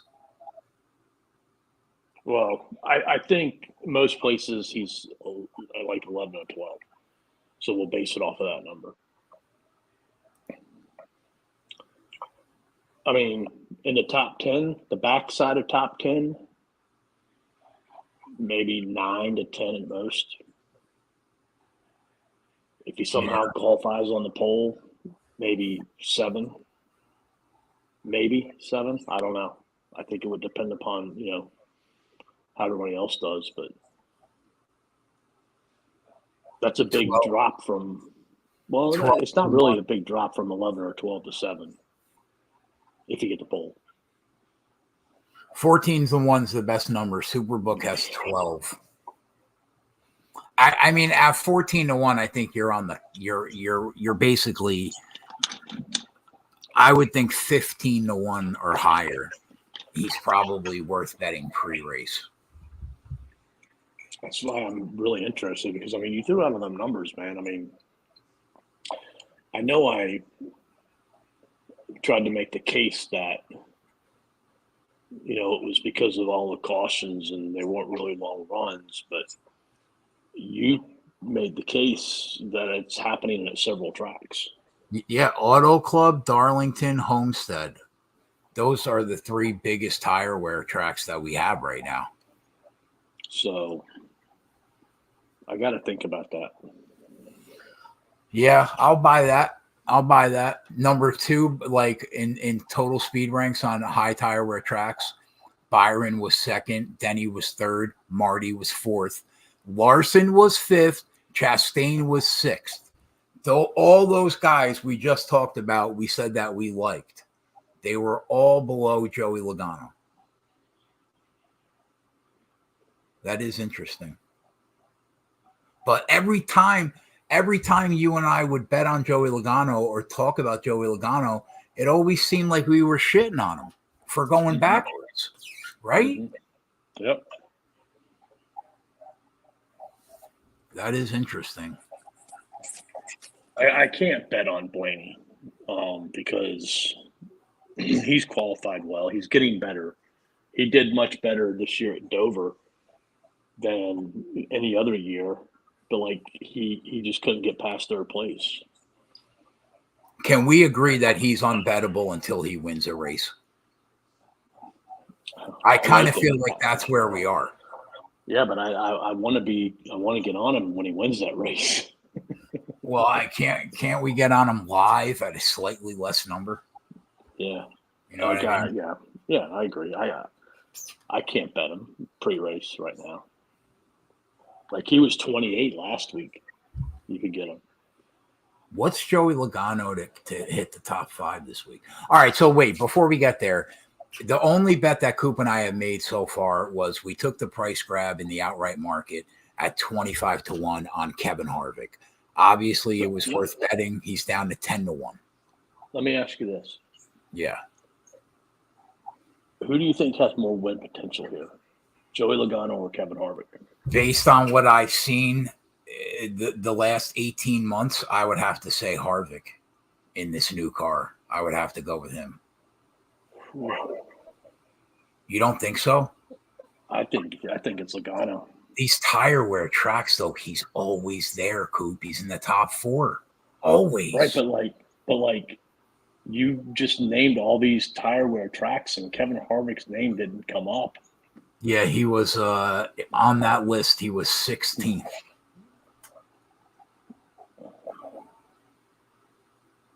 I think Joey Logano can win before Kevin Harvick. You could be right, but you have to at least admit that by the eye test, we would definitely go with Kevin Harvick. Yeah, I mean, there's nothing wrong with the bet that we made or anything. Oh no, at 25 to 1, it was just a wrong number. We had to bet it. We didn't really have a choice. But I just can't. I just think Logano has more win potential. You could be right. I mean, these numbers are pretty. He's won more races than Kevin Harvick in that time span that you said. Oh yeah, definitely. He was the Cup champion last year. Right. Think about that. Well, think about what kind of sport where like we shit on a guy last year all year that won the Cup championship. Coop, Joey Logano's plus 220 to crack the top 5. Where's that at? I think that's a bet. Where's that at? I did not expect to fucking be placing bets on Joey Logano on Friday night. Like, all right, go back to that driver average thing. Yeah. How many top 5s does Joey Logano have here? At Darlington? Yeah.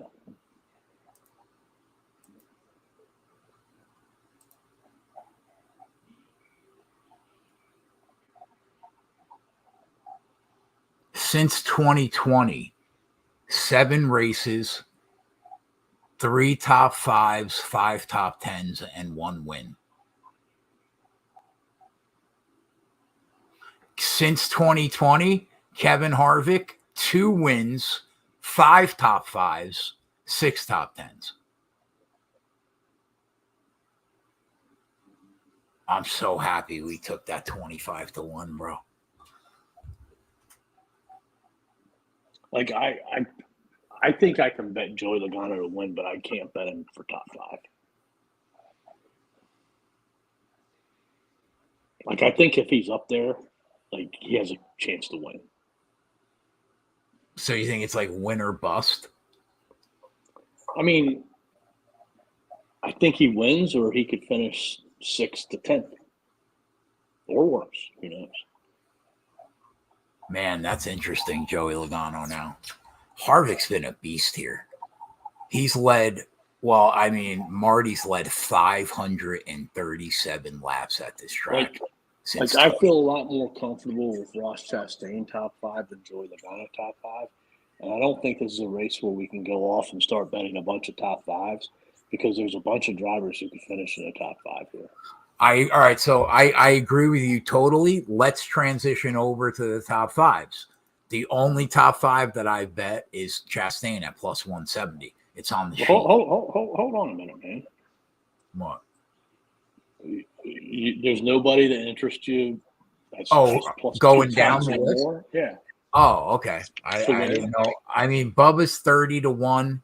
Forget about Blaney. Blaney, I will not bet on him until I see him about to win a race.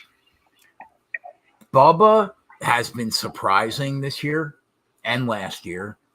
I don't really think of Bubba as a huge tire wear guy. 30-1. I mean, I don't know. Man.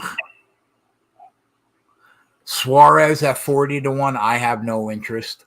Eric Jones at 40-1. I have no interest.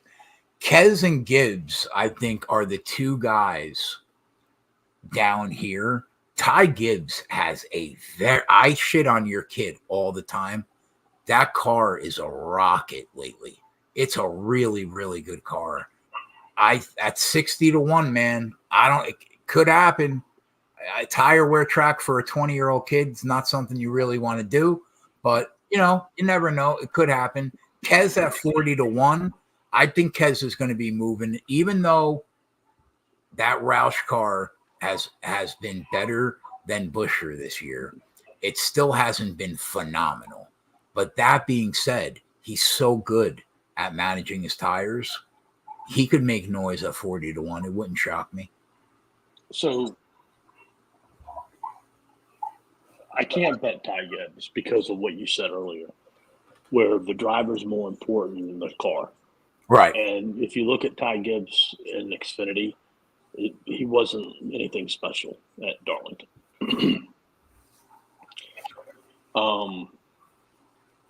Keselowski, I could dabble. But I have a better spot for Keselowski. Okay.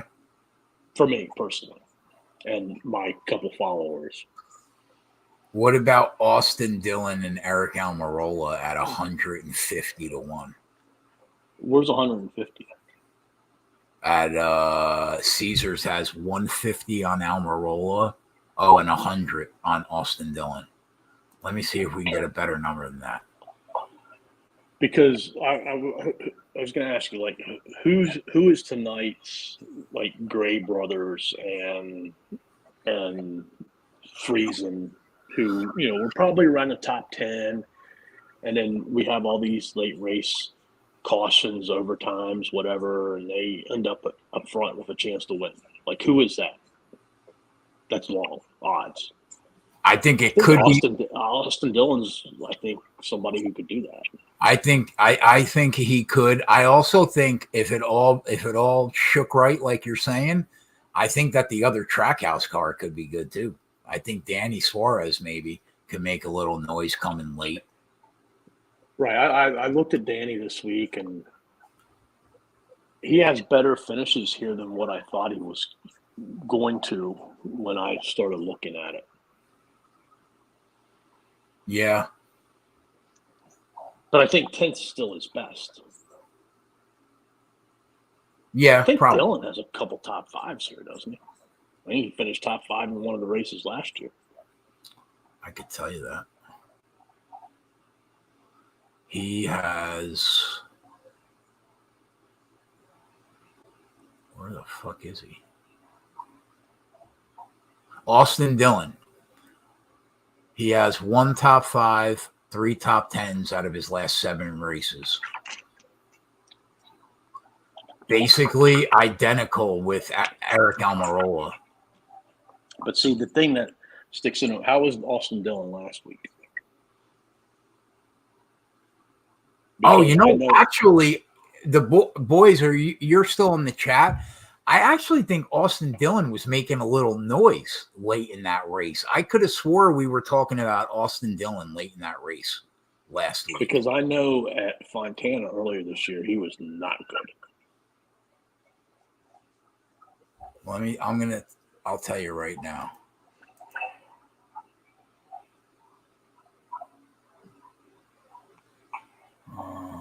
Last week, Austin Dillon ended up finishing 10th. He was 10th last week. At the end of stage 1, he wasn't in the top 10. At the end of stage 2, he was 7th at the end of stage 2. And he ended up finishing 10th.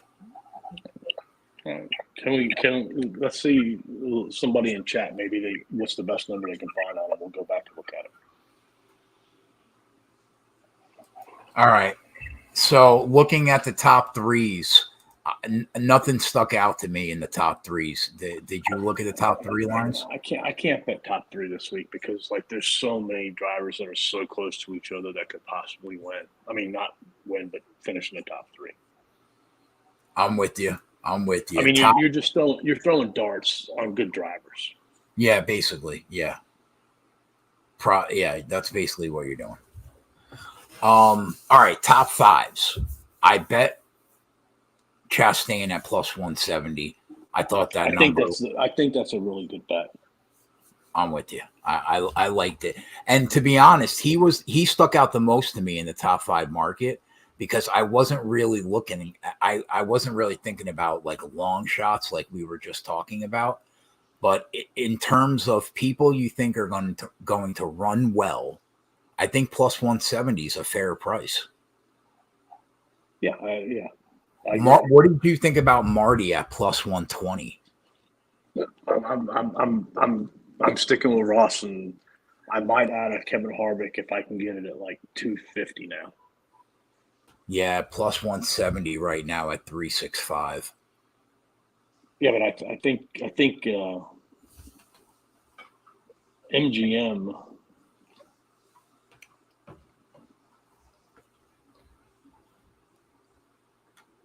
I can get 210 at MGM. Right now? Yeah, but I think we can get 250 because he's in that killer group. He's going to get crushed in qualifying. Yeah. Look, besides him, Kevin Harvick might not start in the top 20 though. That's okay. All right, so we're in agreement with Chastain, definitely, and Kevin Harvick. I don't mind if we can get a good price. I think he's going to run very well.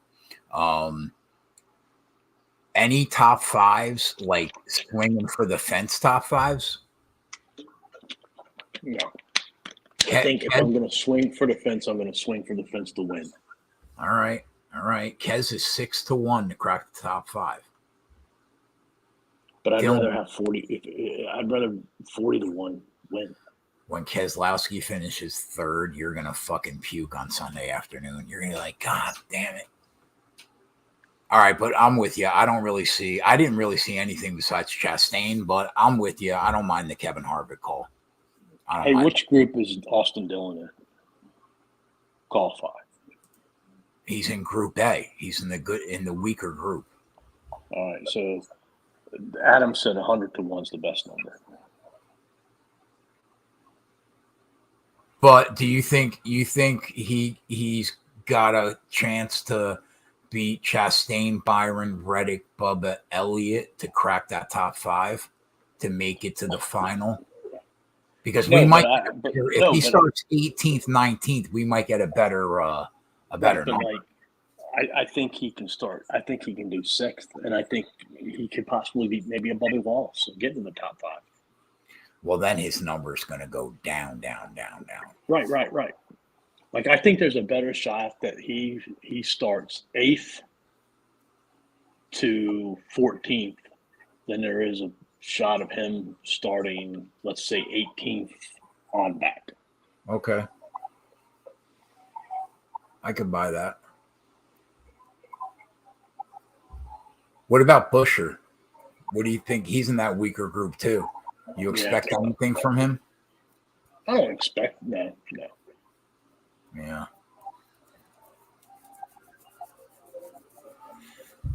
Yeah, I'm with you. I think if we're gonna go with a long shot, it needs to be Dillon. I mean, I will Kligerman tonight, man. Yeah, sure, the guy bombed out, man, but like in the first stage, he went from like 21st to 12th or something like that, with smoke coming out of his car. Listen, pal, what do I always tell you? I'm never going to tell you not to bet 100-1 shot. So I'm in. I'll roll with you for a quarter unit if you want to take a flyer. All right, we can talk about it. All right, so that's the top five market. Basically, Coop and I like Chastain, and if we can get a better number on Harvick, I don't mind that either.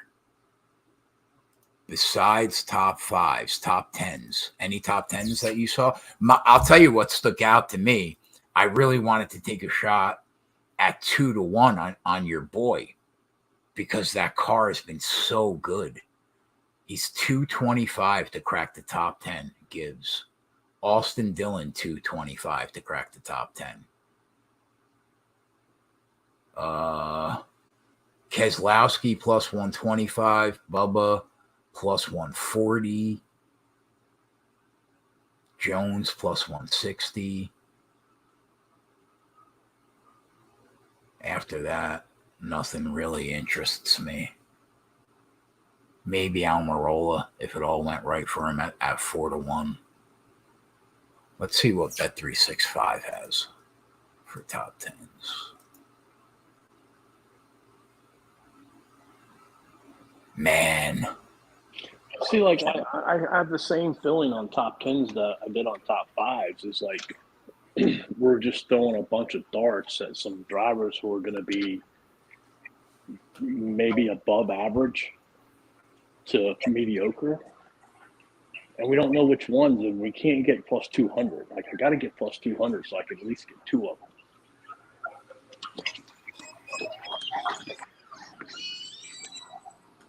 I mean, those drivers you ripped off, like, at plus 130, 140, like, I don't mind them, but like, I like, how do I determine who? Austin Dillon is plus 350 to hit the top 10. On 365. Yeah. I could deal with that. Almirola is like almost 7-1 to crack the top 10. Well, all right, go back to that driver averages. How many times has Amarola finished in the top 10 here? Like, I don't think it's a bunch by any means. 0 out of 7. Oh no, top 10. Sorry, Yeah. 2 out of 7. Austin Dillon's got 3. All right, so which group is Amarola in qualifying? He's qualifying in the tough Group B. All right, so we can talk about that after qualifying. Yep. What did you say, 700? Yeah. Yeah, I mean, I feel confident we can get that number after qualifying, if not better. Yeah, I could take some 325 or 350. What you said on Austin? 350 on Dillon. What do you think Berry does in the 48 car?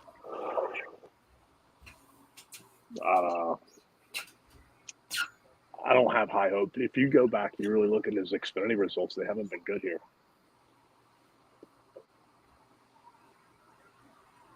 They haven't been good.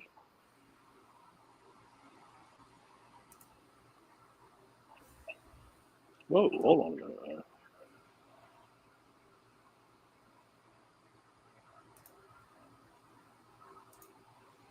Barstool normally has some good, solid top 10 numbers. Where did you get that 350 at? 325, 365?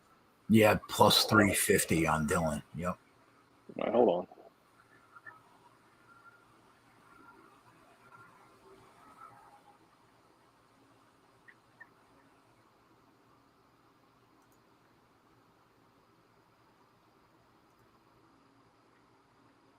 Yeah, I think that's where I'm at right now. Just Austin Dillon. Yeah. Plus 220. That's a really good number, that 350.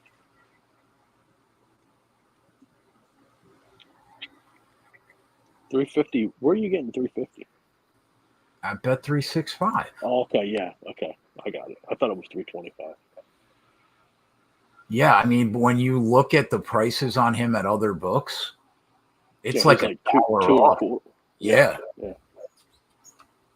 That's definitely an outlier. I don't mind Keselowski at plus 175 either, Coop. That's not a bad number, man. How did he do it? He finished in the top 10 at Fontana, right? I don't know. I could tell you though. So many fucking numbers in my head. I know he didn't last year at Darlington. He was in the teens. At Fontana, he finished 7th. Yep. Damn good. Plus 175 seems fair, doesn't it? That's got to be higher than everywhere else. It's got to be. But he's plus 125 to hit the top 10 at Caesars. 150 at MGM. But which group is he in? He's in the tough group, right? Yeah, he is in the tough group. So that number will probably get better unless he puts down a wicked lap and fucks us up. Yeah, but Keselowski really doesn't qualify well except for, like, go back and check his qualifying record here at Darlington. I like where your head's at.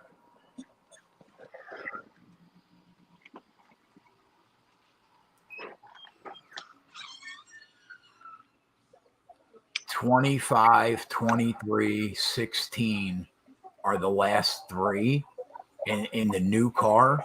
But before that, 1-5. Before that, he was in a Penske. Yeah. It's way different than when he was at Penske. 25, 23, and 16. And where did he qualify at Fontana?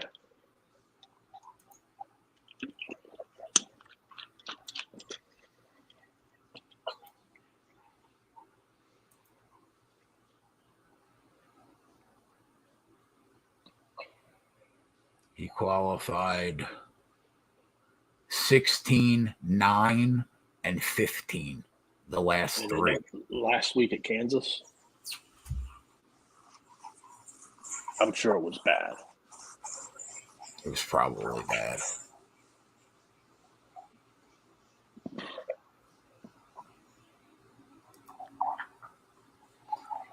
'20, 26th, and 30th, the last three.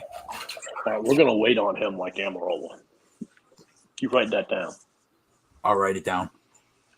But I like Dylan. Yeah, I'm with you. Couple possibilities. We'll see what happens after qualifying. All right. After that, did you see winning like top Toyota, top Chevy, top? What about head to head? Oh, matchups? Yeah. I tend not to be a big matchup guy, but we could talk about it. Where you at? What site? If you say Fred, I'm just going to close the stream. If you say, I mean, what are we even doing here? Fucking guy. And it's interesting. We were just talking about Brad Keselowski. Plus 110 against Bubba Wallace. That's interesting. The same bet at DK. Keselowski's minus 130. Bubba's 110. Plus 110. Wow. That's crazy. That's crazy. So did you see what they did? They actually lined out the brackets that Hamlin was talking about. Did you hear about that? Yeah, his bracket. Yeah, like the books actually lined the matchups. Like Hamlin, really? Yeah, Hamlin against Larson is in that bracket that Denny wanted for the summer. It's in that bracket. That's today is the round of 16, the first group.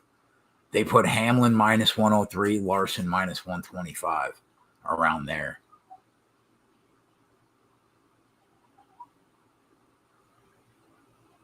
So I will be making that bet. You're going to take Keselowski at plus 110. But against I don't. Bubba Wallace.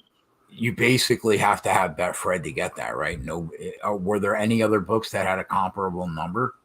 Well, I just sold you the one on DK. I didn't see any on FanDuel, and I didn't see any on DK that interest me. I'm looking right now at Barstool, and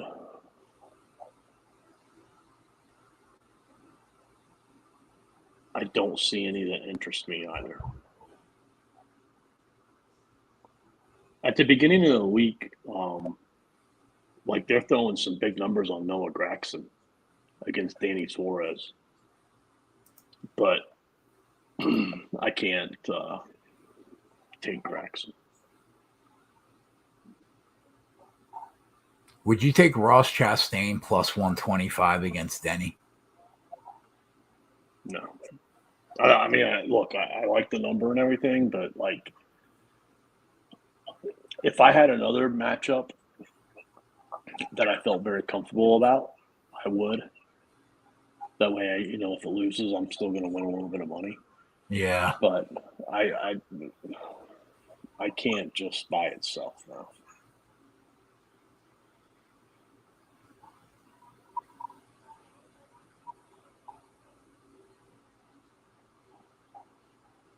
Wow, fucking Superbook has a ton of matchups. Jesus.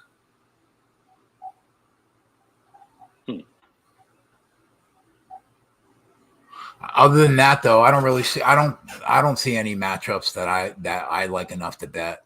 I don't mind that one. I mean, it's 40 cents off the number. So here's one. Here's one. Hold on. On Caesars, Josh Berry's a minus 150 favorite.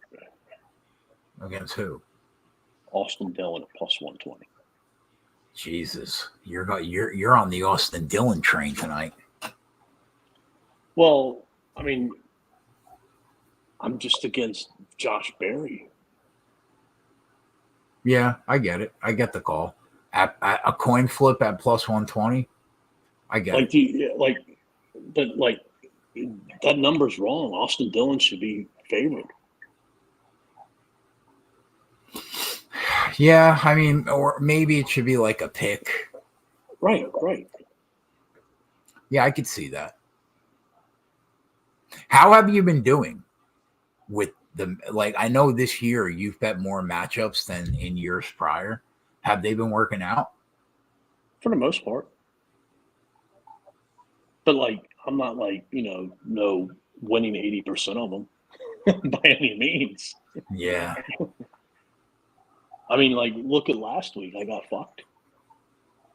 There What was happened? one way I lose that matchup, and that's how it happened. Ty Gibbs against Chase Briscoe. I mean, Chase Briscoe was 6 laps down before the race even started. Yeah. And freaking he ends up losing because, Ty, screws up. I wonder if you and I have to track these matchups long term when on matchups where the odds are just over the moon. Like Daniel Suarez plus 215 against Ross Chastain. That is a ridiculous number. Do me and you think Chastain is going to be great and possibly win on Sunday? Yeah. But that is a ridiculous number when you think about the volatility in NASCAR. And Suarez, he has a Trackhouse whip. You know it's going to be decent. I mean, that's just crazy. I want to track that. And I also want to track Almirola at 2-1 against Keselowski. Also seems crazy to me. Ricky Stenhouse at plus 220 against Harvick. Crazy. I want to start tracking these huge discrepancies and see if you just take the dog. Is it you really want to take Ricky Stenhouse? Do I want to? No. No, I don't want to. But I am going to start tracking from here to the end of the year to see how these matchups bear out. Because some of them are just nuts. Can you go to that driver averages and click on no. Go to not driver averages. What's the other website that shows all the results? Shoot. Oh, crap. Don't be so hard on yourself, Coop. God, my fucking memory's bad.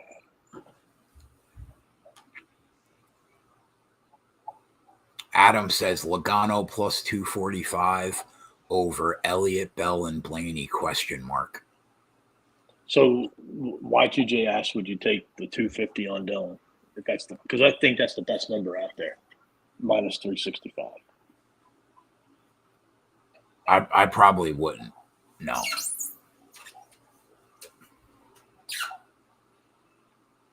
I probably wouldn't personally.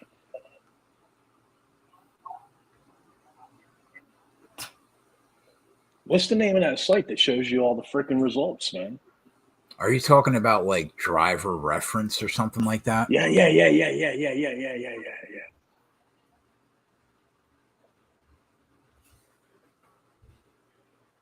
I think that's the other one. Racing reference. Bam. Yeah. All right. What am I looking for?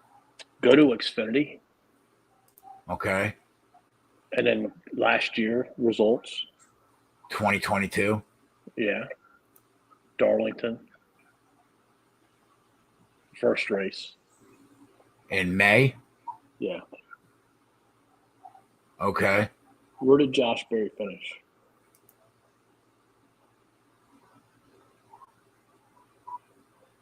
Oh, wait a minute. It's not. All right, so I'm at Darlington.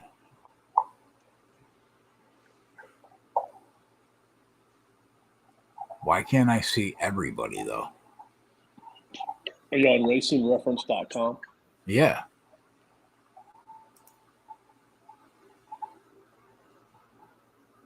Did you click on the number of the race, not actually Darlington? Oh, like where it says number 11? Yeah, click on that. 11th race of the year. Okay. Where did Barry finish?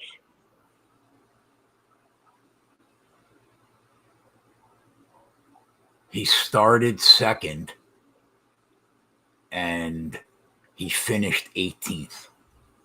Any laps led? No. Did he win any stages? If you scroll down at the end of that, it will tell you the top 10 in the stages. What did he drive? The 8? Yeah. Third in stage 1, 6th in stage 2. All right, so maybe he had some issues in stage 3. Maybe. But still, did he lead any laps? No. Okay. Go to the second race. Man, we are in the fucking weeds tonight. Second race started 15th, finished 8th. Okay, go back to the previous year. 2021. Yeah.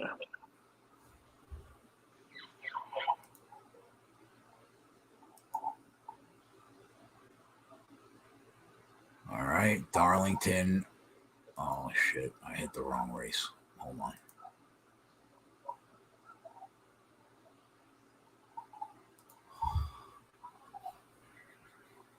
All right, he started 24th.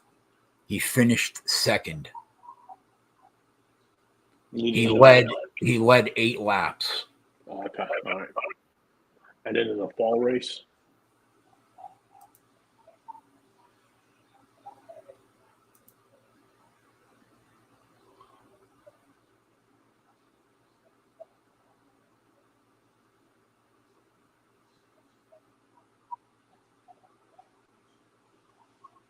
He might not have been in that car. Okay. Who was in the 8? Hold on, let me see who was in the 8.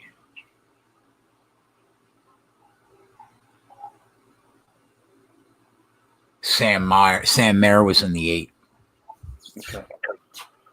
So average, but I mean, like he's in a top tier car in all them races, and other than the one where he finished second, he wasn't very good. He wasn't very good last week, right? No. And I gotta take Austin Dillon 120 against him. It's just a missed number. There's no way Austin Dillon should not be the favorite. Yeah, I'll buy it. I'll buy it. Is Barry? What group is Barry in qualifying? He's in group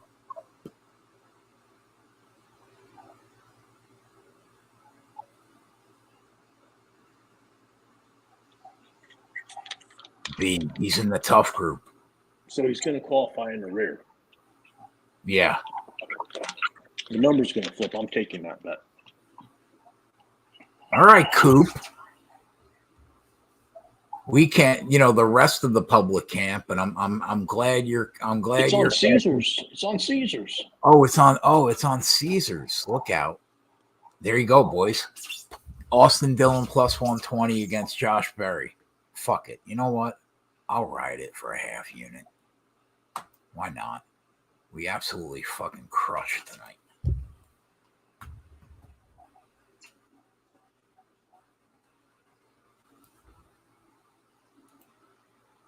All right. I bet it. It's in. I'm telling you. Don't fucking light up $500 and just burn it.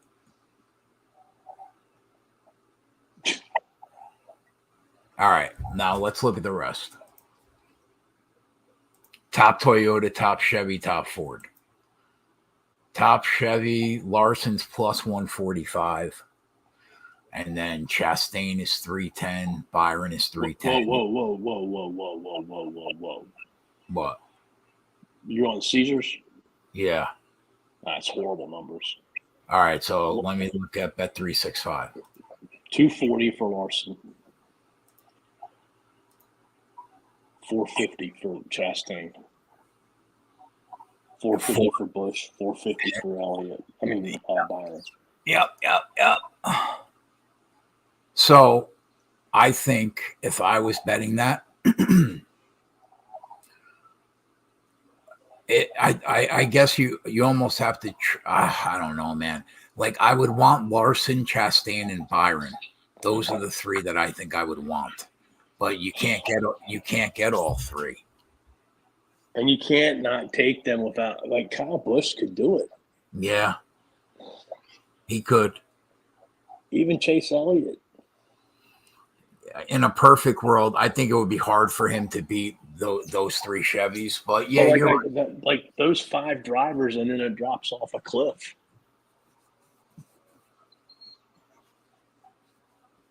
Everything all right? I keep fucking squeaking, dude. Why do I keep? I gotta fix this shit behind me.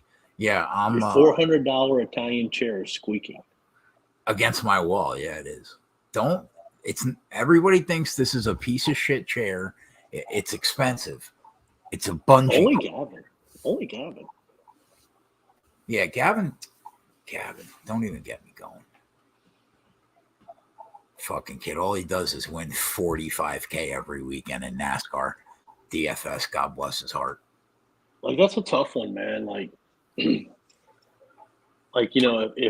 Parlay Coop was around, he's been retired. Like, this would be a good time to parlay those 5 drivers.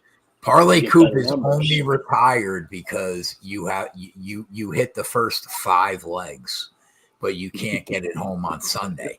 You got to cut it down to like 2 legs, like me, and then you'll win. That's what you got to do.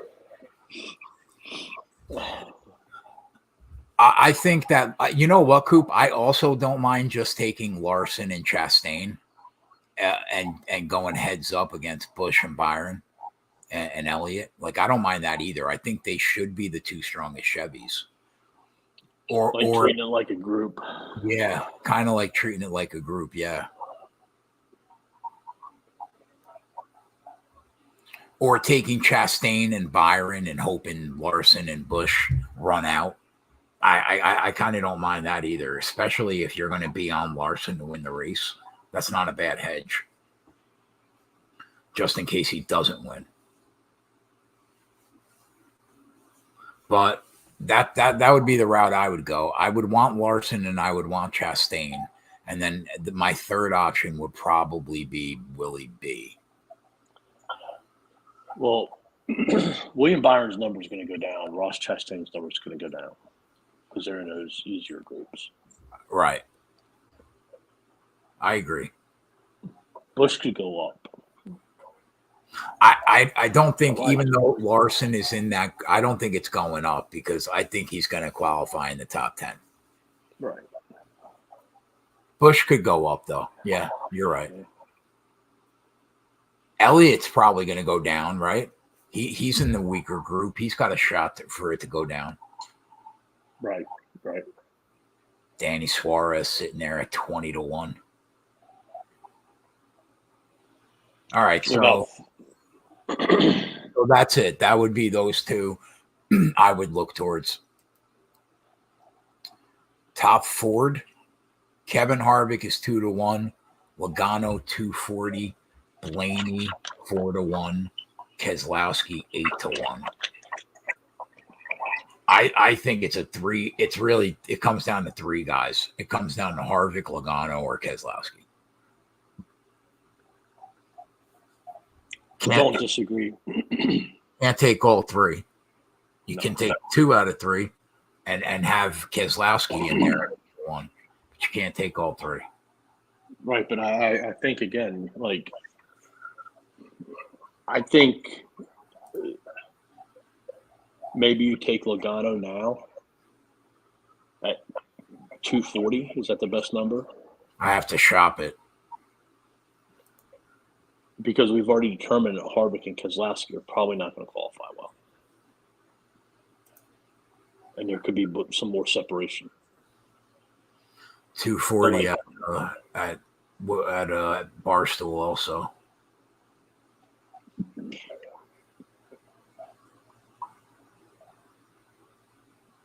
That's just a lot,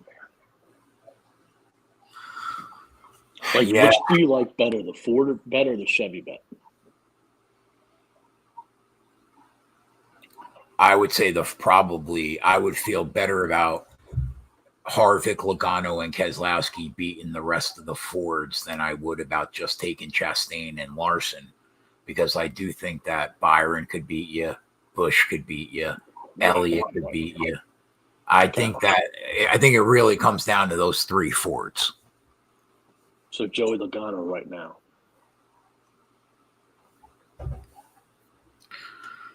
Yeah, Keselowski's he's in the hard group. Mm-hmm. I don't think it can go down much more than maybe to plus 1,000. You think we can get a better number on Harvick? Oh yeah, definitely. Definitely. That's why I'm saying just bet Logano right now. Yeah, I don't mind that. I like that. I like that. I mean, I wouldn't mind that. That could be a standalone bet too. I mean, you could just take him. But I mean, if you wanted to add people, you can add Harvick. What's he on Barstool? 240, you said? Yeah, 240. 365 is not really doing anything. He's 160 on MGM.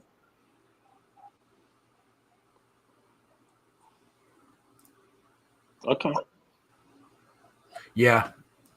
So Logano at plus 240, and then we'll wait to see what happens with qualifying. I'm in on that. I'll bet that with you. Okay. Toyota, I don't know. It could be all of them. Obviously, Denny and Marty you put in front of everybody, but it could be Bell. It could be Reddick. Who knows? What are they on Barstool? At Barstool, they are 230 for Denny, 250 for Marty, and then 350 Reddick, 400 Bell, and then I think if you're going to do this, you got to bet Hamlin and Truex, and just try to beat the others four. Yeah, and scrape. You can get Marty at 275 on MGM. What's the best number you see on Hamlin? He's 225 on 365. What is he on Barstool? He's 230 on MGM. 230. So 230. So MGM would be better. So you take Denny and Hamlin. Before I do that, though, I would want to see when we get to the groups, if there's a better way to get on Denny and Marty. Okay. All right, so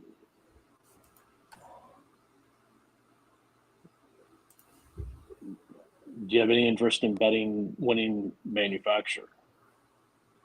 not really, because I think it's kind of wide open. I think all three of them could win. Yeah, but Ford's 350. But probably rightfully so, right? Right. But I mean, if Ford wins, it's going to be Logano, Keselowski, or Harvick. And there's a good chance that we'll probably cash a ticket anyway.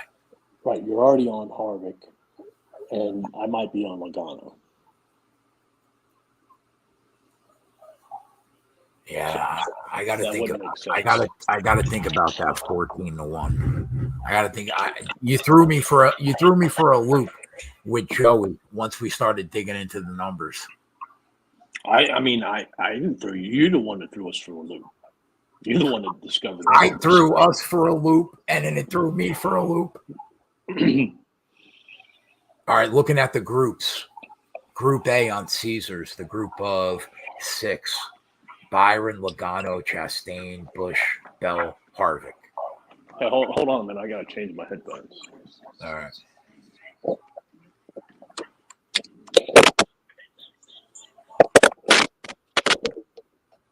This show's been 3 hours. Holy shit.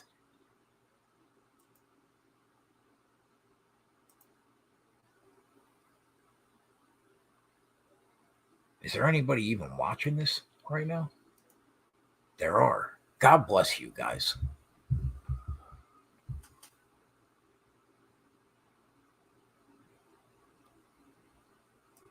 I only half dozed off twice. Fuck you. That's funny.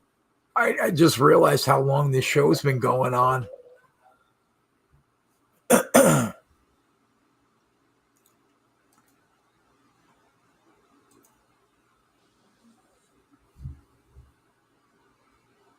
My guys in the chat. Donald Veal. That is a great fucking name. Why are you not watching this show all the time? You should be here tomorrow afternoon when we're live. Donald Veal. Because that is a phenomenal name. Milo. Yeah, Milo's around. He's been around. That name Donald Veal, though. What a fucking name. Oh. All right. So you were on Caesars. Yeah, looking at the groups. Oh. You said Group A? Yeah, anything in Group A. Oh. Well, bunch of good drivers. I know. The only one I don't feel confident in there about is Chris Bell. Yeah. I could see any of the other 5 winning that group. Agreed. All right, the next group is Larson, Denny, Marty, Reddick. And the numbers here are worse for Denny and Truex. Yeah. So then what it would be to win top Toyota. True. And you don't have to go against Larson. Right. So skip that one. Eric Jones, Josh Berry, Ty Gibbs, and Buescher. Ooh. Man, I'm telling you, I think Gibbs has a better car than all those guys on Sunday.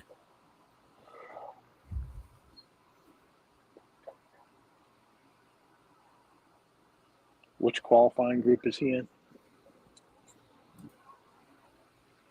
He's in the hard one. And Barry's in the hard one.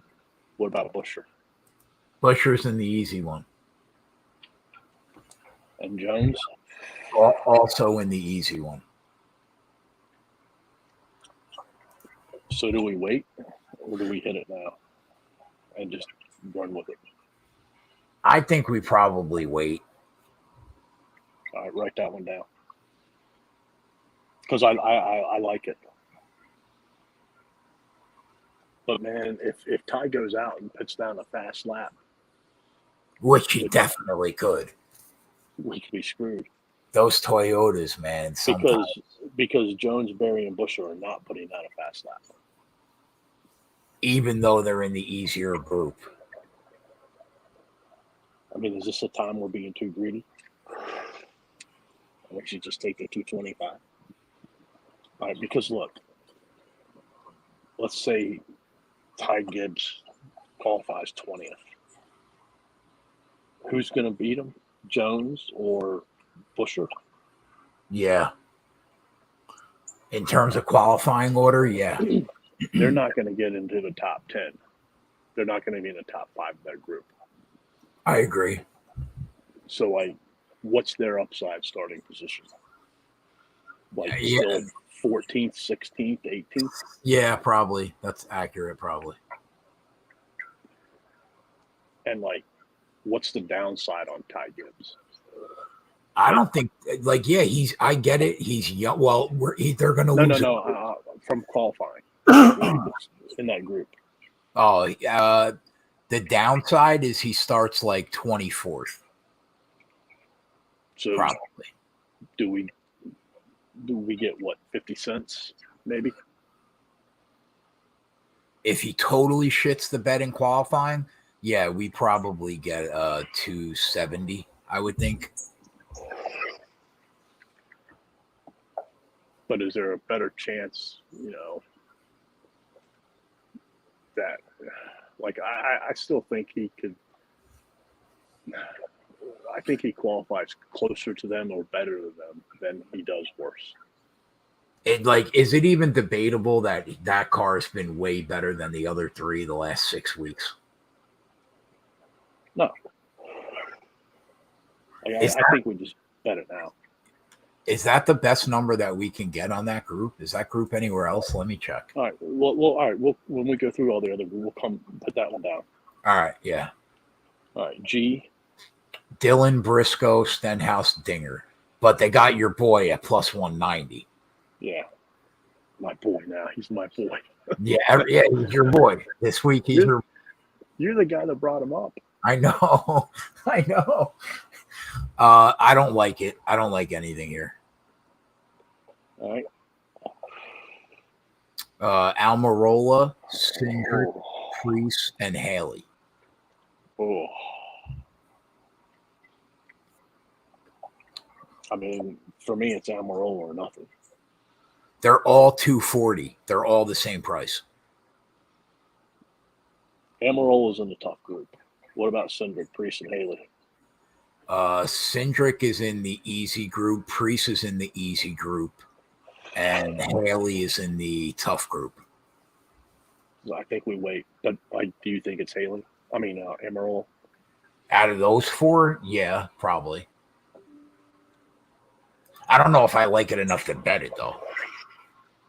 All right, but it's something we need to come back and visit. So put it on paper to visit it. Because I mean, we could, like, if we got 350 on Amarola, which we could. I would take that, yeah. Which we could. I would take that, not 240. Okay. Hey, while we're on Caesars,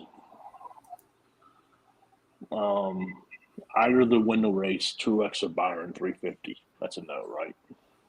Yeah, that's a no. Winner of stage 1, 350. Nope.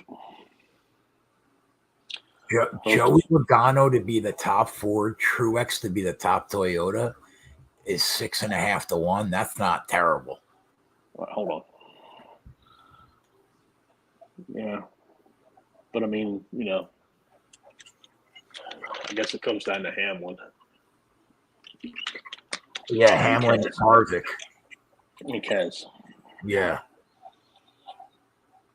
I don't know. I think there's other bets I would rather go than putting that on there. Yeah, I'm with you. Byron and Larson to finish in the top 3 is 10 to 1. That's actually that's actually not that good of a number. Kyle Busch top Chevy, Denny top Toyota. No, all these suck. What about winning team? Any teams? This is the only one. Like 365 doesn't have teams yet. So this is the only site it's available for, unless they have it on Barstool for you. I don't have it available for me. They probably do. You know what? I don't really like we only really like Logano out of Penske, so that 8 to 1's not worth it. We really only like Chastain as a threat to win the race. 850's not worth it. Childress, we only like if it was going to be anybody, it would be Busch. Hendrick, you got Larson and Byron, and then Gibbs, you have Marty and Hamlin and Bell and Gibbs. I don't think it's worth betting this week.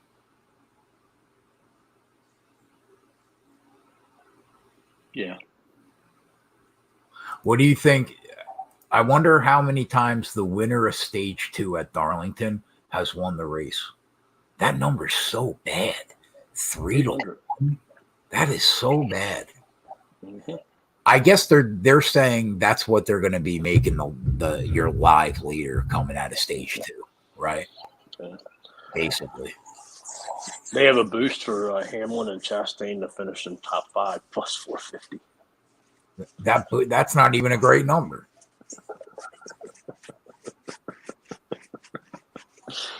Oh.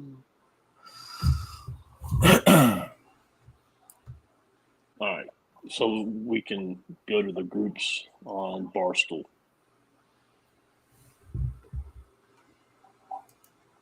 The groups on Barstool: Larson, Denny, Truex, and Reddick. The numbers are better: 255 and 265 on Denny and Marty. I still don't want to go against Larson though.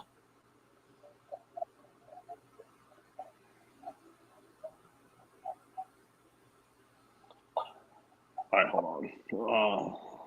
What was it again? Which one are you looking at? Group A. Okay. Marty and Denny, those numbers are better, but you still have to beat Larson. Right, yeah. So, yeah. This group 2, I think like all 4 of those guys could win that group. Mm-hmm. Group 3, I guess it would be Bell and Logano over Elliott and Blaney.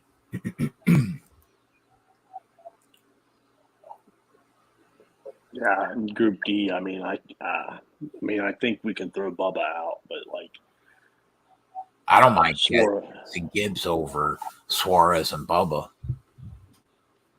But there's Keselowski. Yeah, I said Kez and Gibbs. You think they can beat Suarez? I do. Yeah.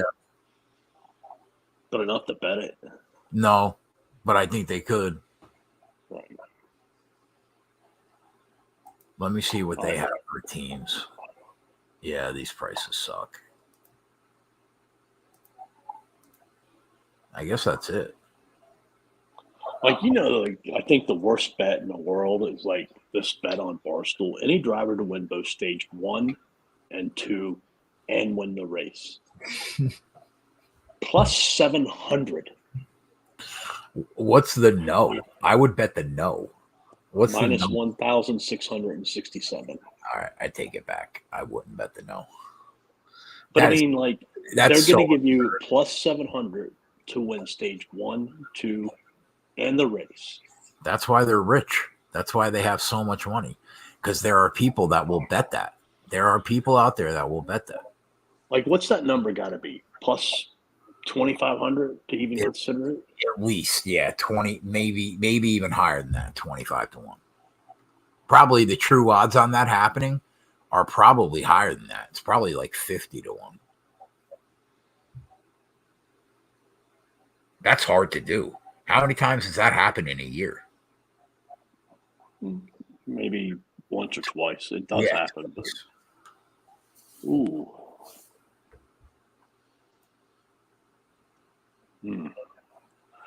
What was that Caesars group with Austin Dillon? It was Dillon, Briscoe, Stenhouse, Allmendinger. But Dillon was plus 190. Stenhouse isn't in it. Yeah. Group G. Austin Dillon, Briscoe, Stenhouse, Dinger. What group? G. But he was plus. I was thinking about, yeah. Oh, well, it's Adam Meyer's fault, man. But like, Iowa, what'd he do? He called out a bet on Fred. Fucking Fred. Austin Dillon, Briscoe, Jones, and Berry. And what's Dillon in that group? What's the price? $265. That's a bet. That's better, but you got a little bit better competition. But that's better. A little better competition in Briscoe and Berry. I mean, when you're going to compare it to Dinger See, and I can't do that because I already took him to beat him, Austin Dillon over Josh Berry. And you know what? Chances are, if he cracks the top, if he gets the top 10 at plus 350, he beats all those cars anyway. Excellent points. Right? Milo said they are so rich and they won't let me bet more than a tall boy. Milo, welcome to the world of being a profitable bettor, my friend. They will try to fuck you up and shut you down.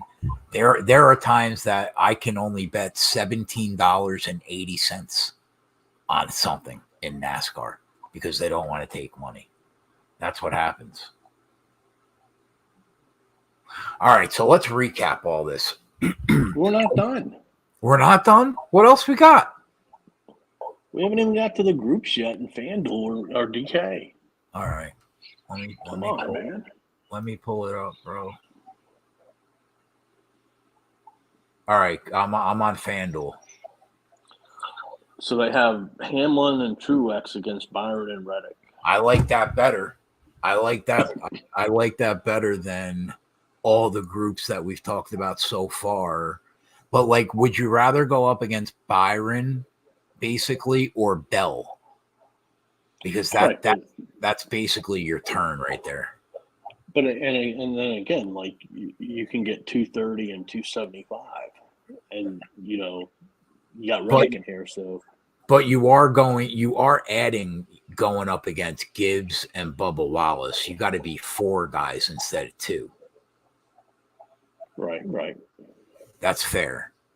Okay. Actually, all things being equal, I think I like this group better than Top Toyota. You have to respect Bubba, Gibbs, and Reddick. I mean, you have to respect them. And Bell. You got to respect Byron. I don't disagree, but you only have to be 2. You don't have to be 4. Right. Okay. Put that one down. Write that one down. You writing these down, right? Yep. Can I see the piece of paper? Coop, it's all in my head, bro. Don't you understand? Oh my God. I'm like a fucking Rolodex. I could start. We've already talked about how bad our short-term memories are.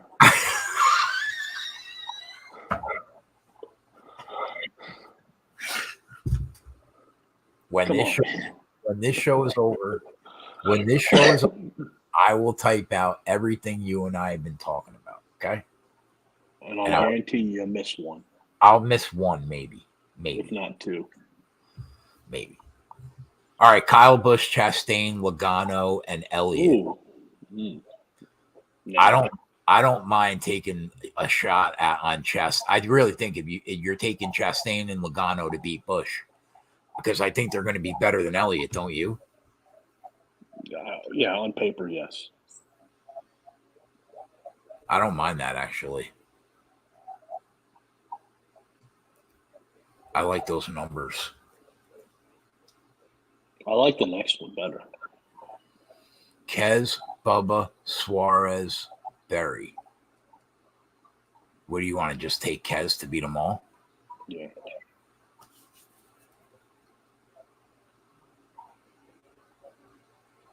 I guess from the perspective of he's plus 125 in a lot of places to hit the top 10.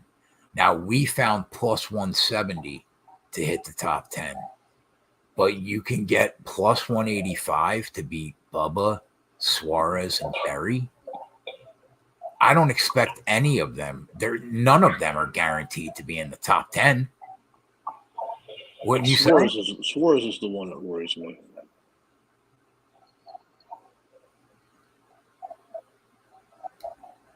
I'll tell you what. I think that if you really want to bet Keselowski to hit the top 10, I think that this is the way to go. This group.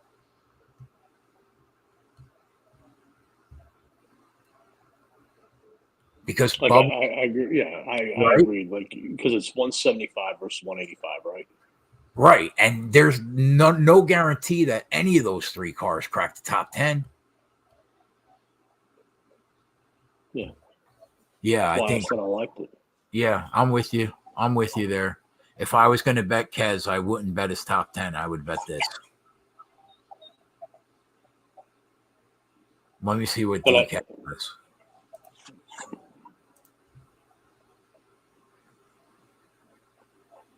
Man, we really go through everything, every betting market on this show.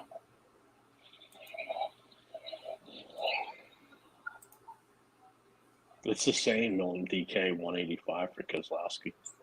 Yeah. Same 3 drivers. Yep. All these are the same. Oh, hold on. Looks like they copied and pasted. Yeah, I was going to say maybe that's the end right there for Austin Dillon. Do you take Dillon and Amarola? Oh, that's a better number. Plus 230 instead of plus 190. What's Stenhouse done here? Go to that driver average.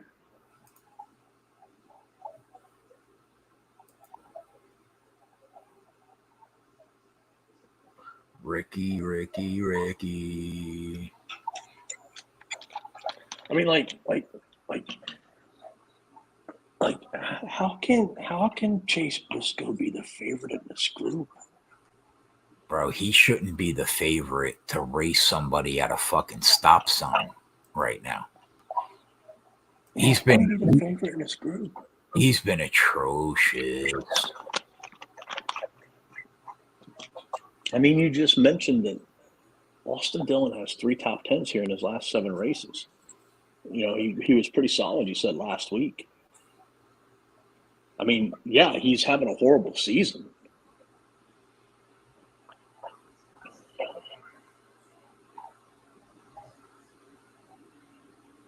Why don't I see? Oh, here's Darlington.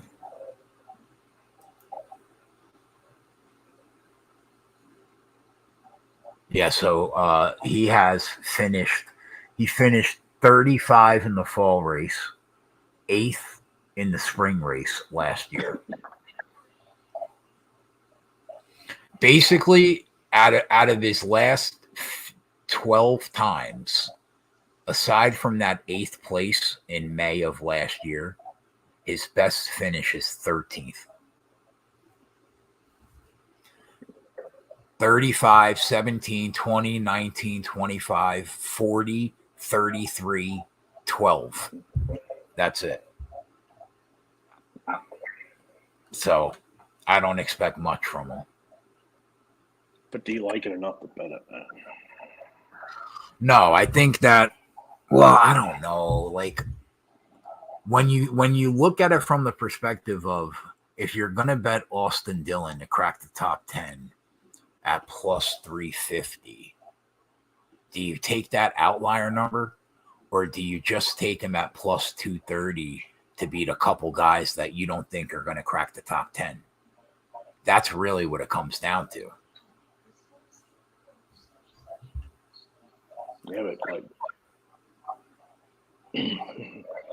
Ricky's having a pretty good year, man, and luck's been on his side. Yeah, listen, Ricky got it done for us. No complaints from me this year for Ricky. But he's had several other solid finishes.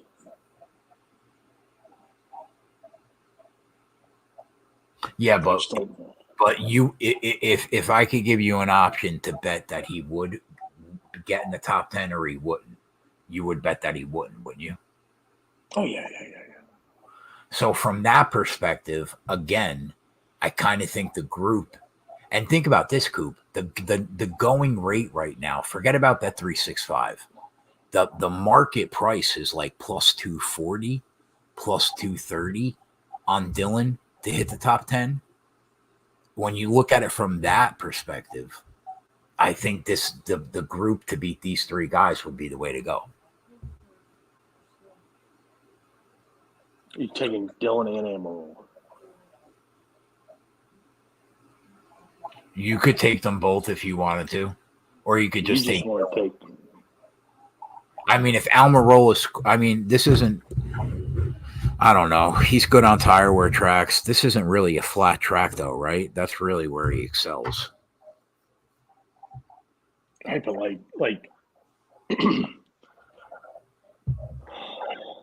like I if I'm gonna take him there, I would rather take him against Briscoe, Jones, and Barry.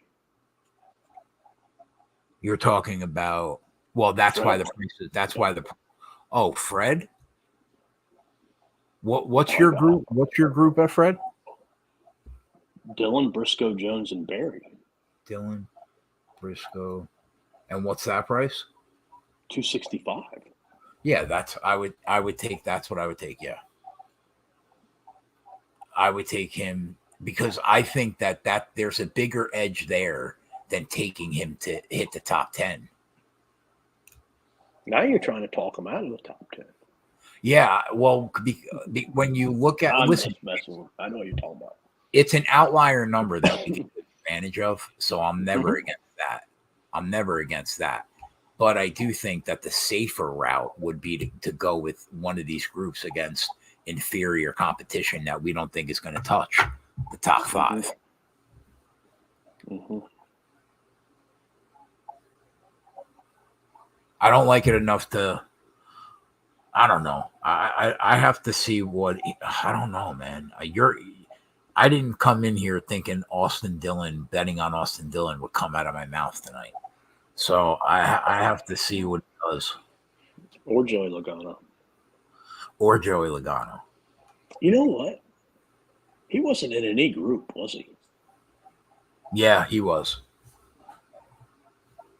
He was in a few. Really? Yeah. On Caesars. He's in the group of 6 on Caesars. Yeah.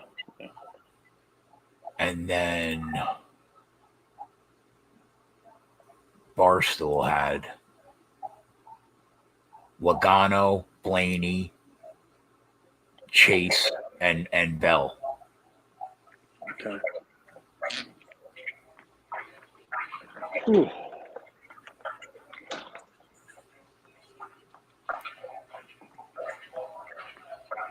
I think that's it, man. We just got to make a decision now.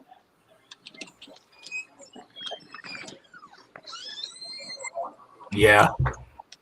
All right. So to recap, we went through a lot tonight, a lot, but so far we're on Harvick. We're on Harvick to win the race. Hold on. Coop's thinking about Joey Logano. All right. Yeah. Do we need to get on Ross? He's the only guy that I thought the price was fair enough to bet pre-race at 12 to 1. And I think his number is going to go down. It's not going to go the way it normally goes. I'm not against betting Chastain at 12 to 1 because it still gives you a ton of leeway to do whatever you want to do. So I'm not against taking Chastain at 12 to 1. But are you going to? I don't know. I have less than 10 hours to figure it out. I have to sleep on it. What time is practice and qualifying? 10:30. 10:30? Yes.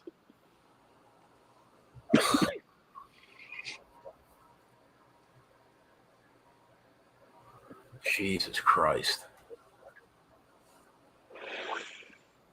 It's gonna be an early day, man. I'm gonna be up at like 8 a.m.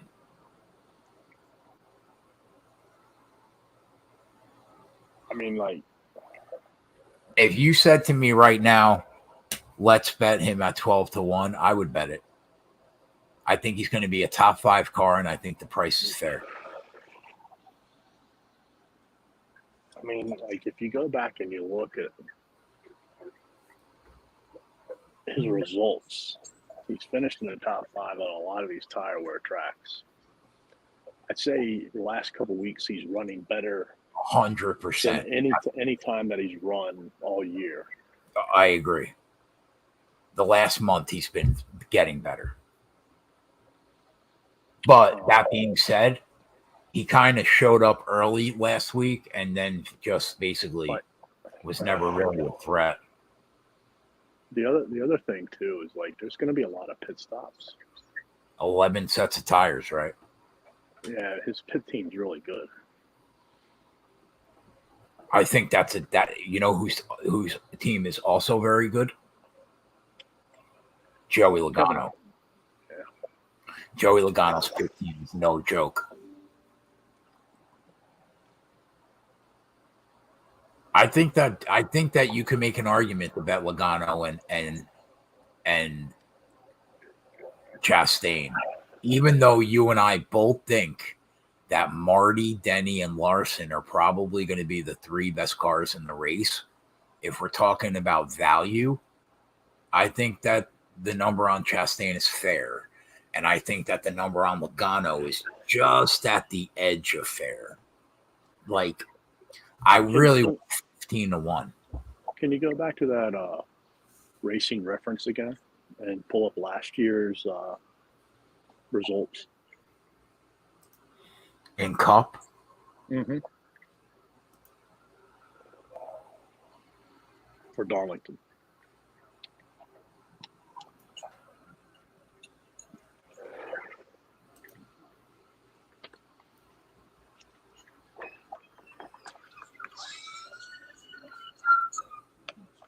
Yeah. How many of the drivers have started in like the top 10 or finished in the top 10? Only two. Joey Logano started on the pole. He won the race. Second place, Reddick started 10th. Haley started 29th, finished 3rd. Harvick started 35th, finished 4th. Elliott started 34th, finished 5th. And then Bell started 3rd and finished 6th. But McDowell started out of the top 15. But yeah, like, only two. There was a lot of cautions, a lot of carnage. 9 cautions for 47 laps. But like, scroll down. Like, wasn't there one big wreck at the end? Because it lists all the cautions and the cars that were involved. Oh yeah. You're right. On lap 262, 1, 2, 3, 4, 5, 6, 7, 8, 9, 11 cars. You got to think some of them were in the top 10. I mean, I don't know who they were or whatever, but it was Blaney, Denny, Jones, Bubba, Elliott, Marty, Kurt Busch. Elliott, you just said Elliott finished in the top 10. Right? I mean, he's the number 9, right? Yeah. Maybe he was around it or something. But all right, go to the other race.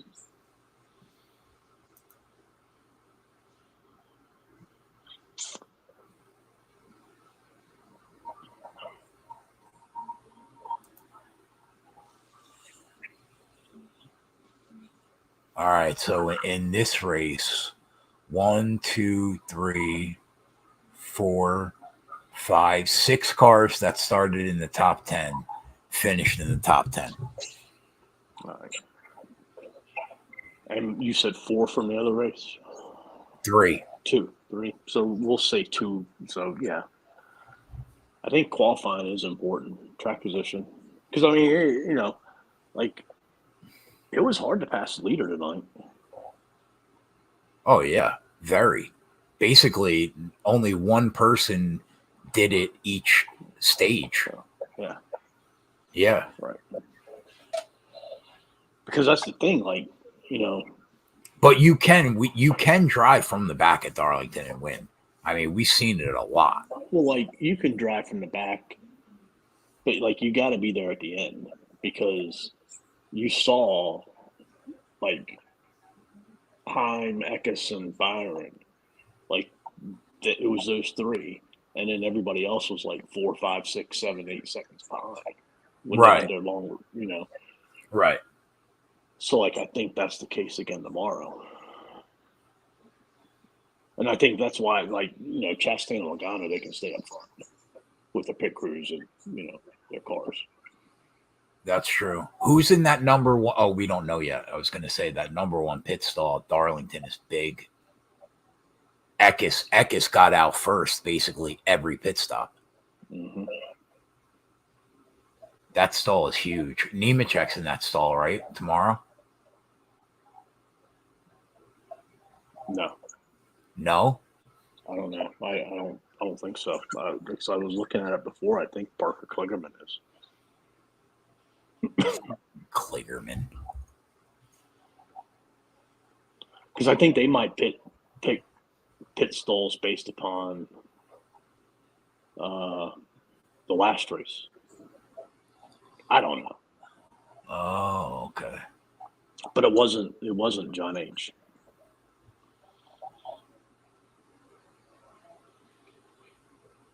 Fucking Joey Logano, bro.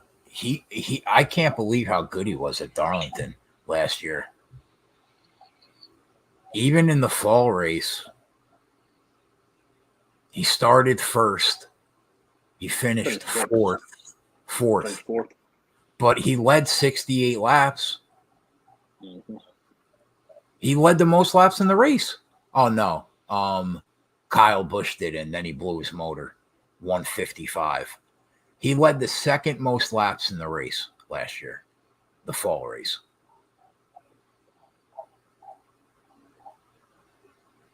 Byron was third. With 50. Kyle Larson did not lead a lap in the entire fall race last year.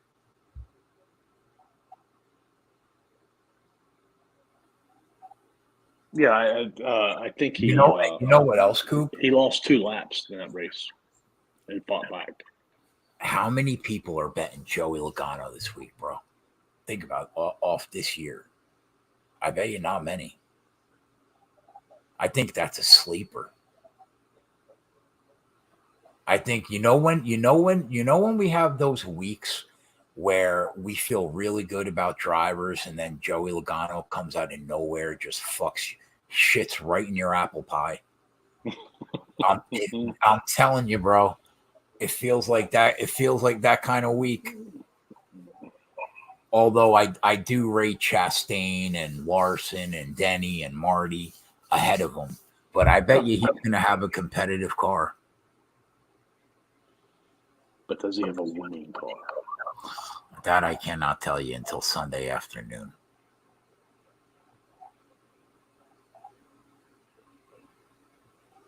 Because that's what we're betting. Winners. Keselowski started 25th in the fall race last year, finished in the top 7.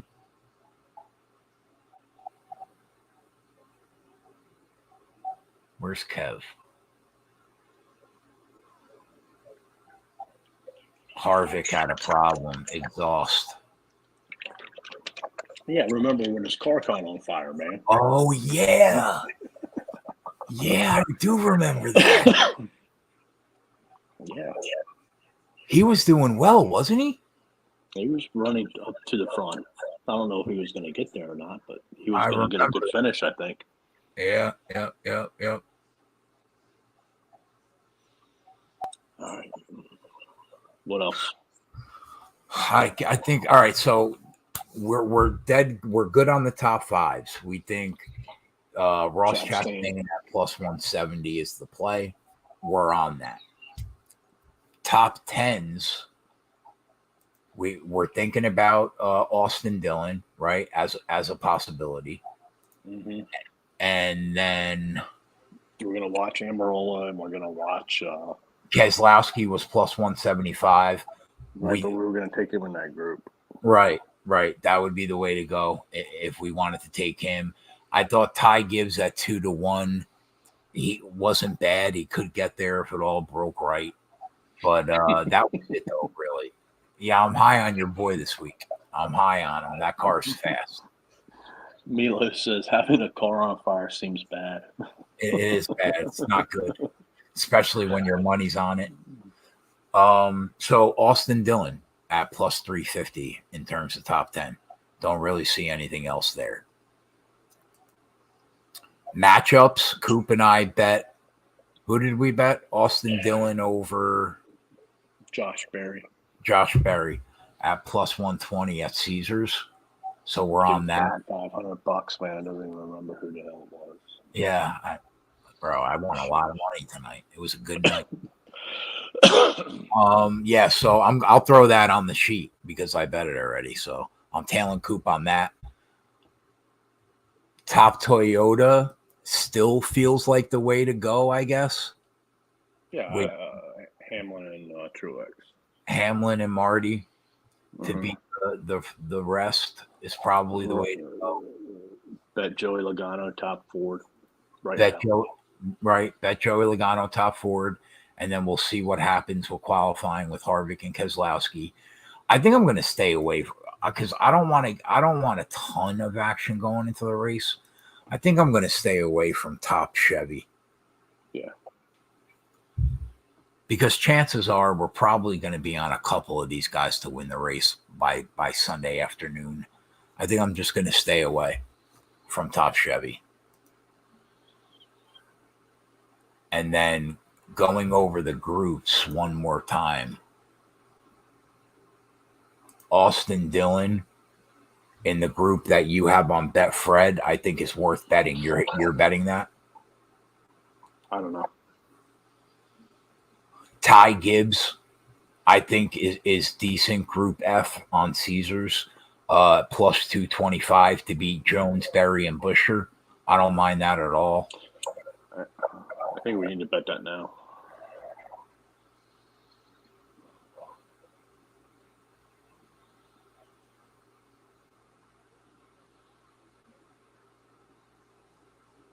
Yeah, I'll bet that now.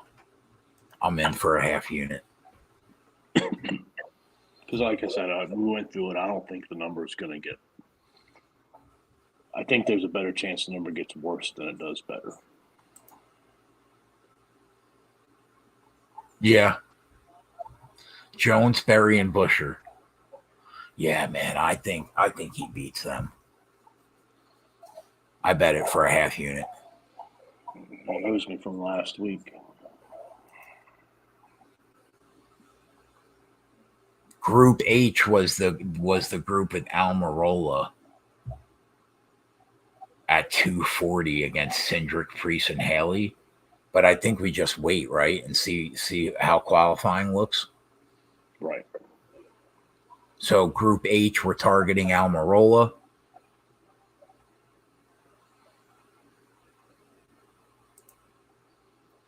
That was it for Bet365. That was it for Caesars. Just going over this one more time. Keselowski at plus 185, which is Group 3 at FanDuel over Bubba, Suarez, and Berry. I guess I don't mind. I don't know if I'm going to bet it though yet. I don't know. I mean, it wouldn't shock me if Bubba and Suarez ran okay. But I do think Keselowski is by the best driver at Darlington by a mile in that group. Mm-hmm. By a mile. So I do think that if you're going to bet Keselowski to hit the top 10, don't do that. Bet this group. That would be the advice that I would give. I still have to decide if I'm going to bet this group, but if I'm trying to get on Keselowski, that's the way.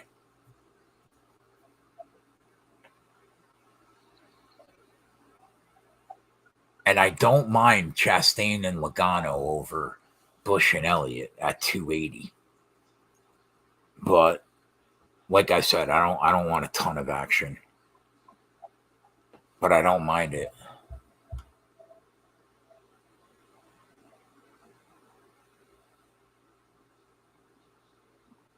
And then I think that's it. Oh, and the top 5 on Kevin Harvick. If he qualifies the way we think, we should get a better number. Mm-hmm. Like, it's got to be a good number. Like, I might even need 300. You know what the one interesting thing was when they priced him at 25 to 1, but they were smart enough not to do that with the props. Right. Well, I mean, Like, by the time the props released, he was down to like 14. that's true. That's true. What are you too. drinking on Monster Energy for? Because I'm not going to sleep until like 6 a.m. I'll sleep like 2 hours tonight, and I'll be right up, ready to go tomorrow morning, my guy. I didn't eat dinner. That's probably going to piss you off. I did not eat a meal today. How do you feel about that? How do you think I'm down 70? I just don't eat. Horrible. Listen, baby steps. The cigarettes are gone. We're going in the right direction.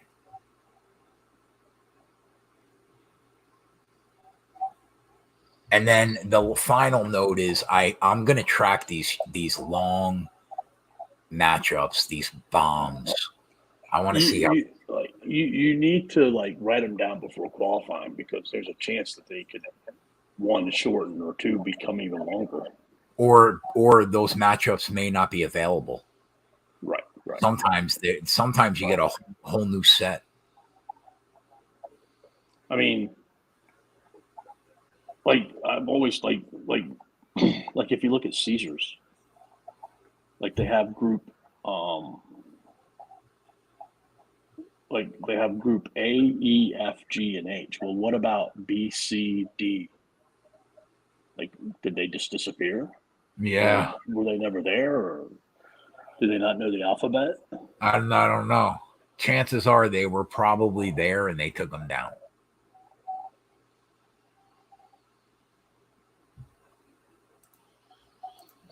Okay. I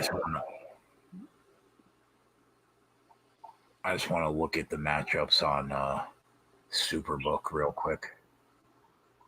You know, next week we got North Wilkesboro. Yeah, the All-Star race, right? Yeah. And truck race.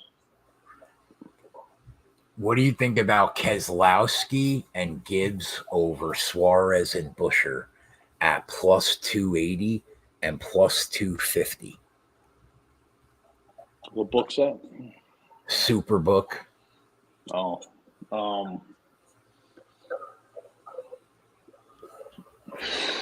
Austin Dillon in that same group against Berry, Jones, and Stenhouse is plus 295 instead of plus 190.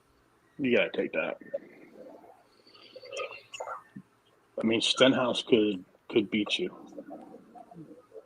But I don't think – you said Briscoe and Berry? No, Jones, Berry, Stenhouse. Yeah, Berry's not going to beat you.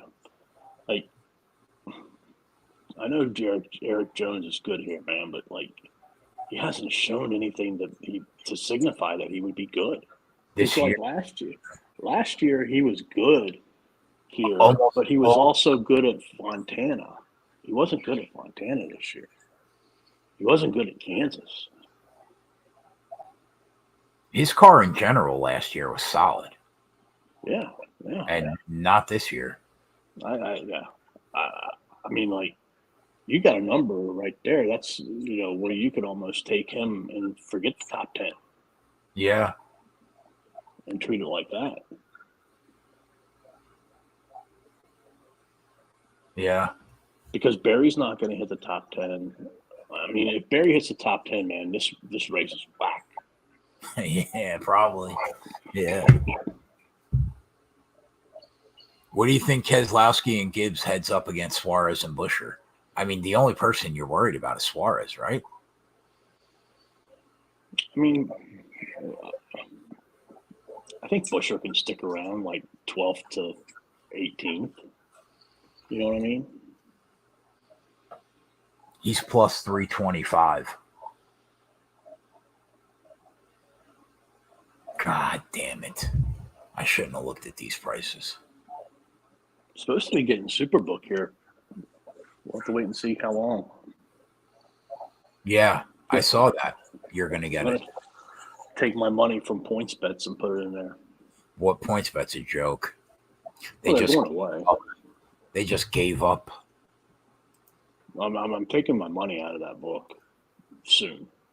I have not bet anything in that book since the Truex hit at the Clash. It's still sitting there. Oh no, you I did. haven't bet anything. Yeah. What? That's where we got Kyle Busch. Oh yeah, you're right. One bet. You're right. Yeah. One bet. That's the same way I am. Yep. But like, I'm taking my money out of that book soon because like they're gonna trade to or sell to somebody else. I don't even want to deal with having to worry about getting my money from them. Are they really selling? Yeah. I'm gonna take my money out right fucking now. How about that?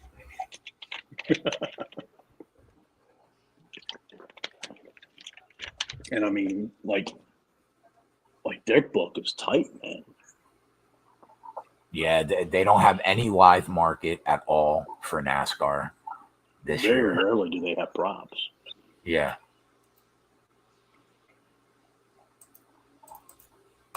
Yeah, I'm taking it. I barely use the book anyway. All right, so that's it, boys. I mean, there's 4 hours worth of show here. We literally broke down every fucking market in the country. So have at it. Just what Johnny he said? said stayed live for the whole second half of the Heat game and the whole Lakers game.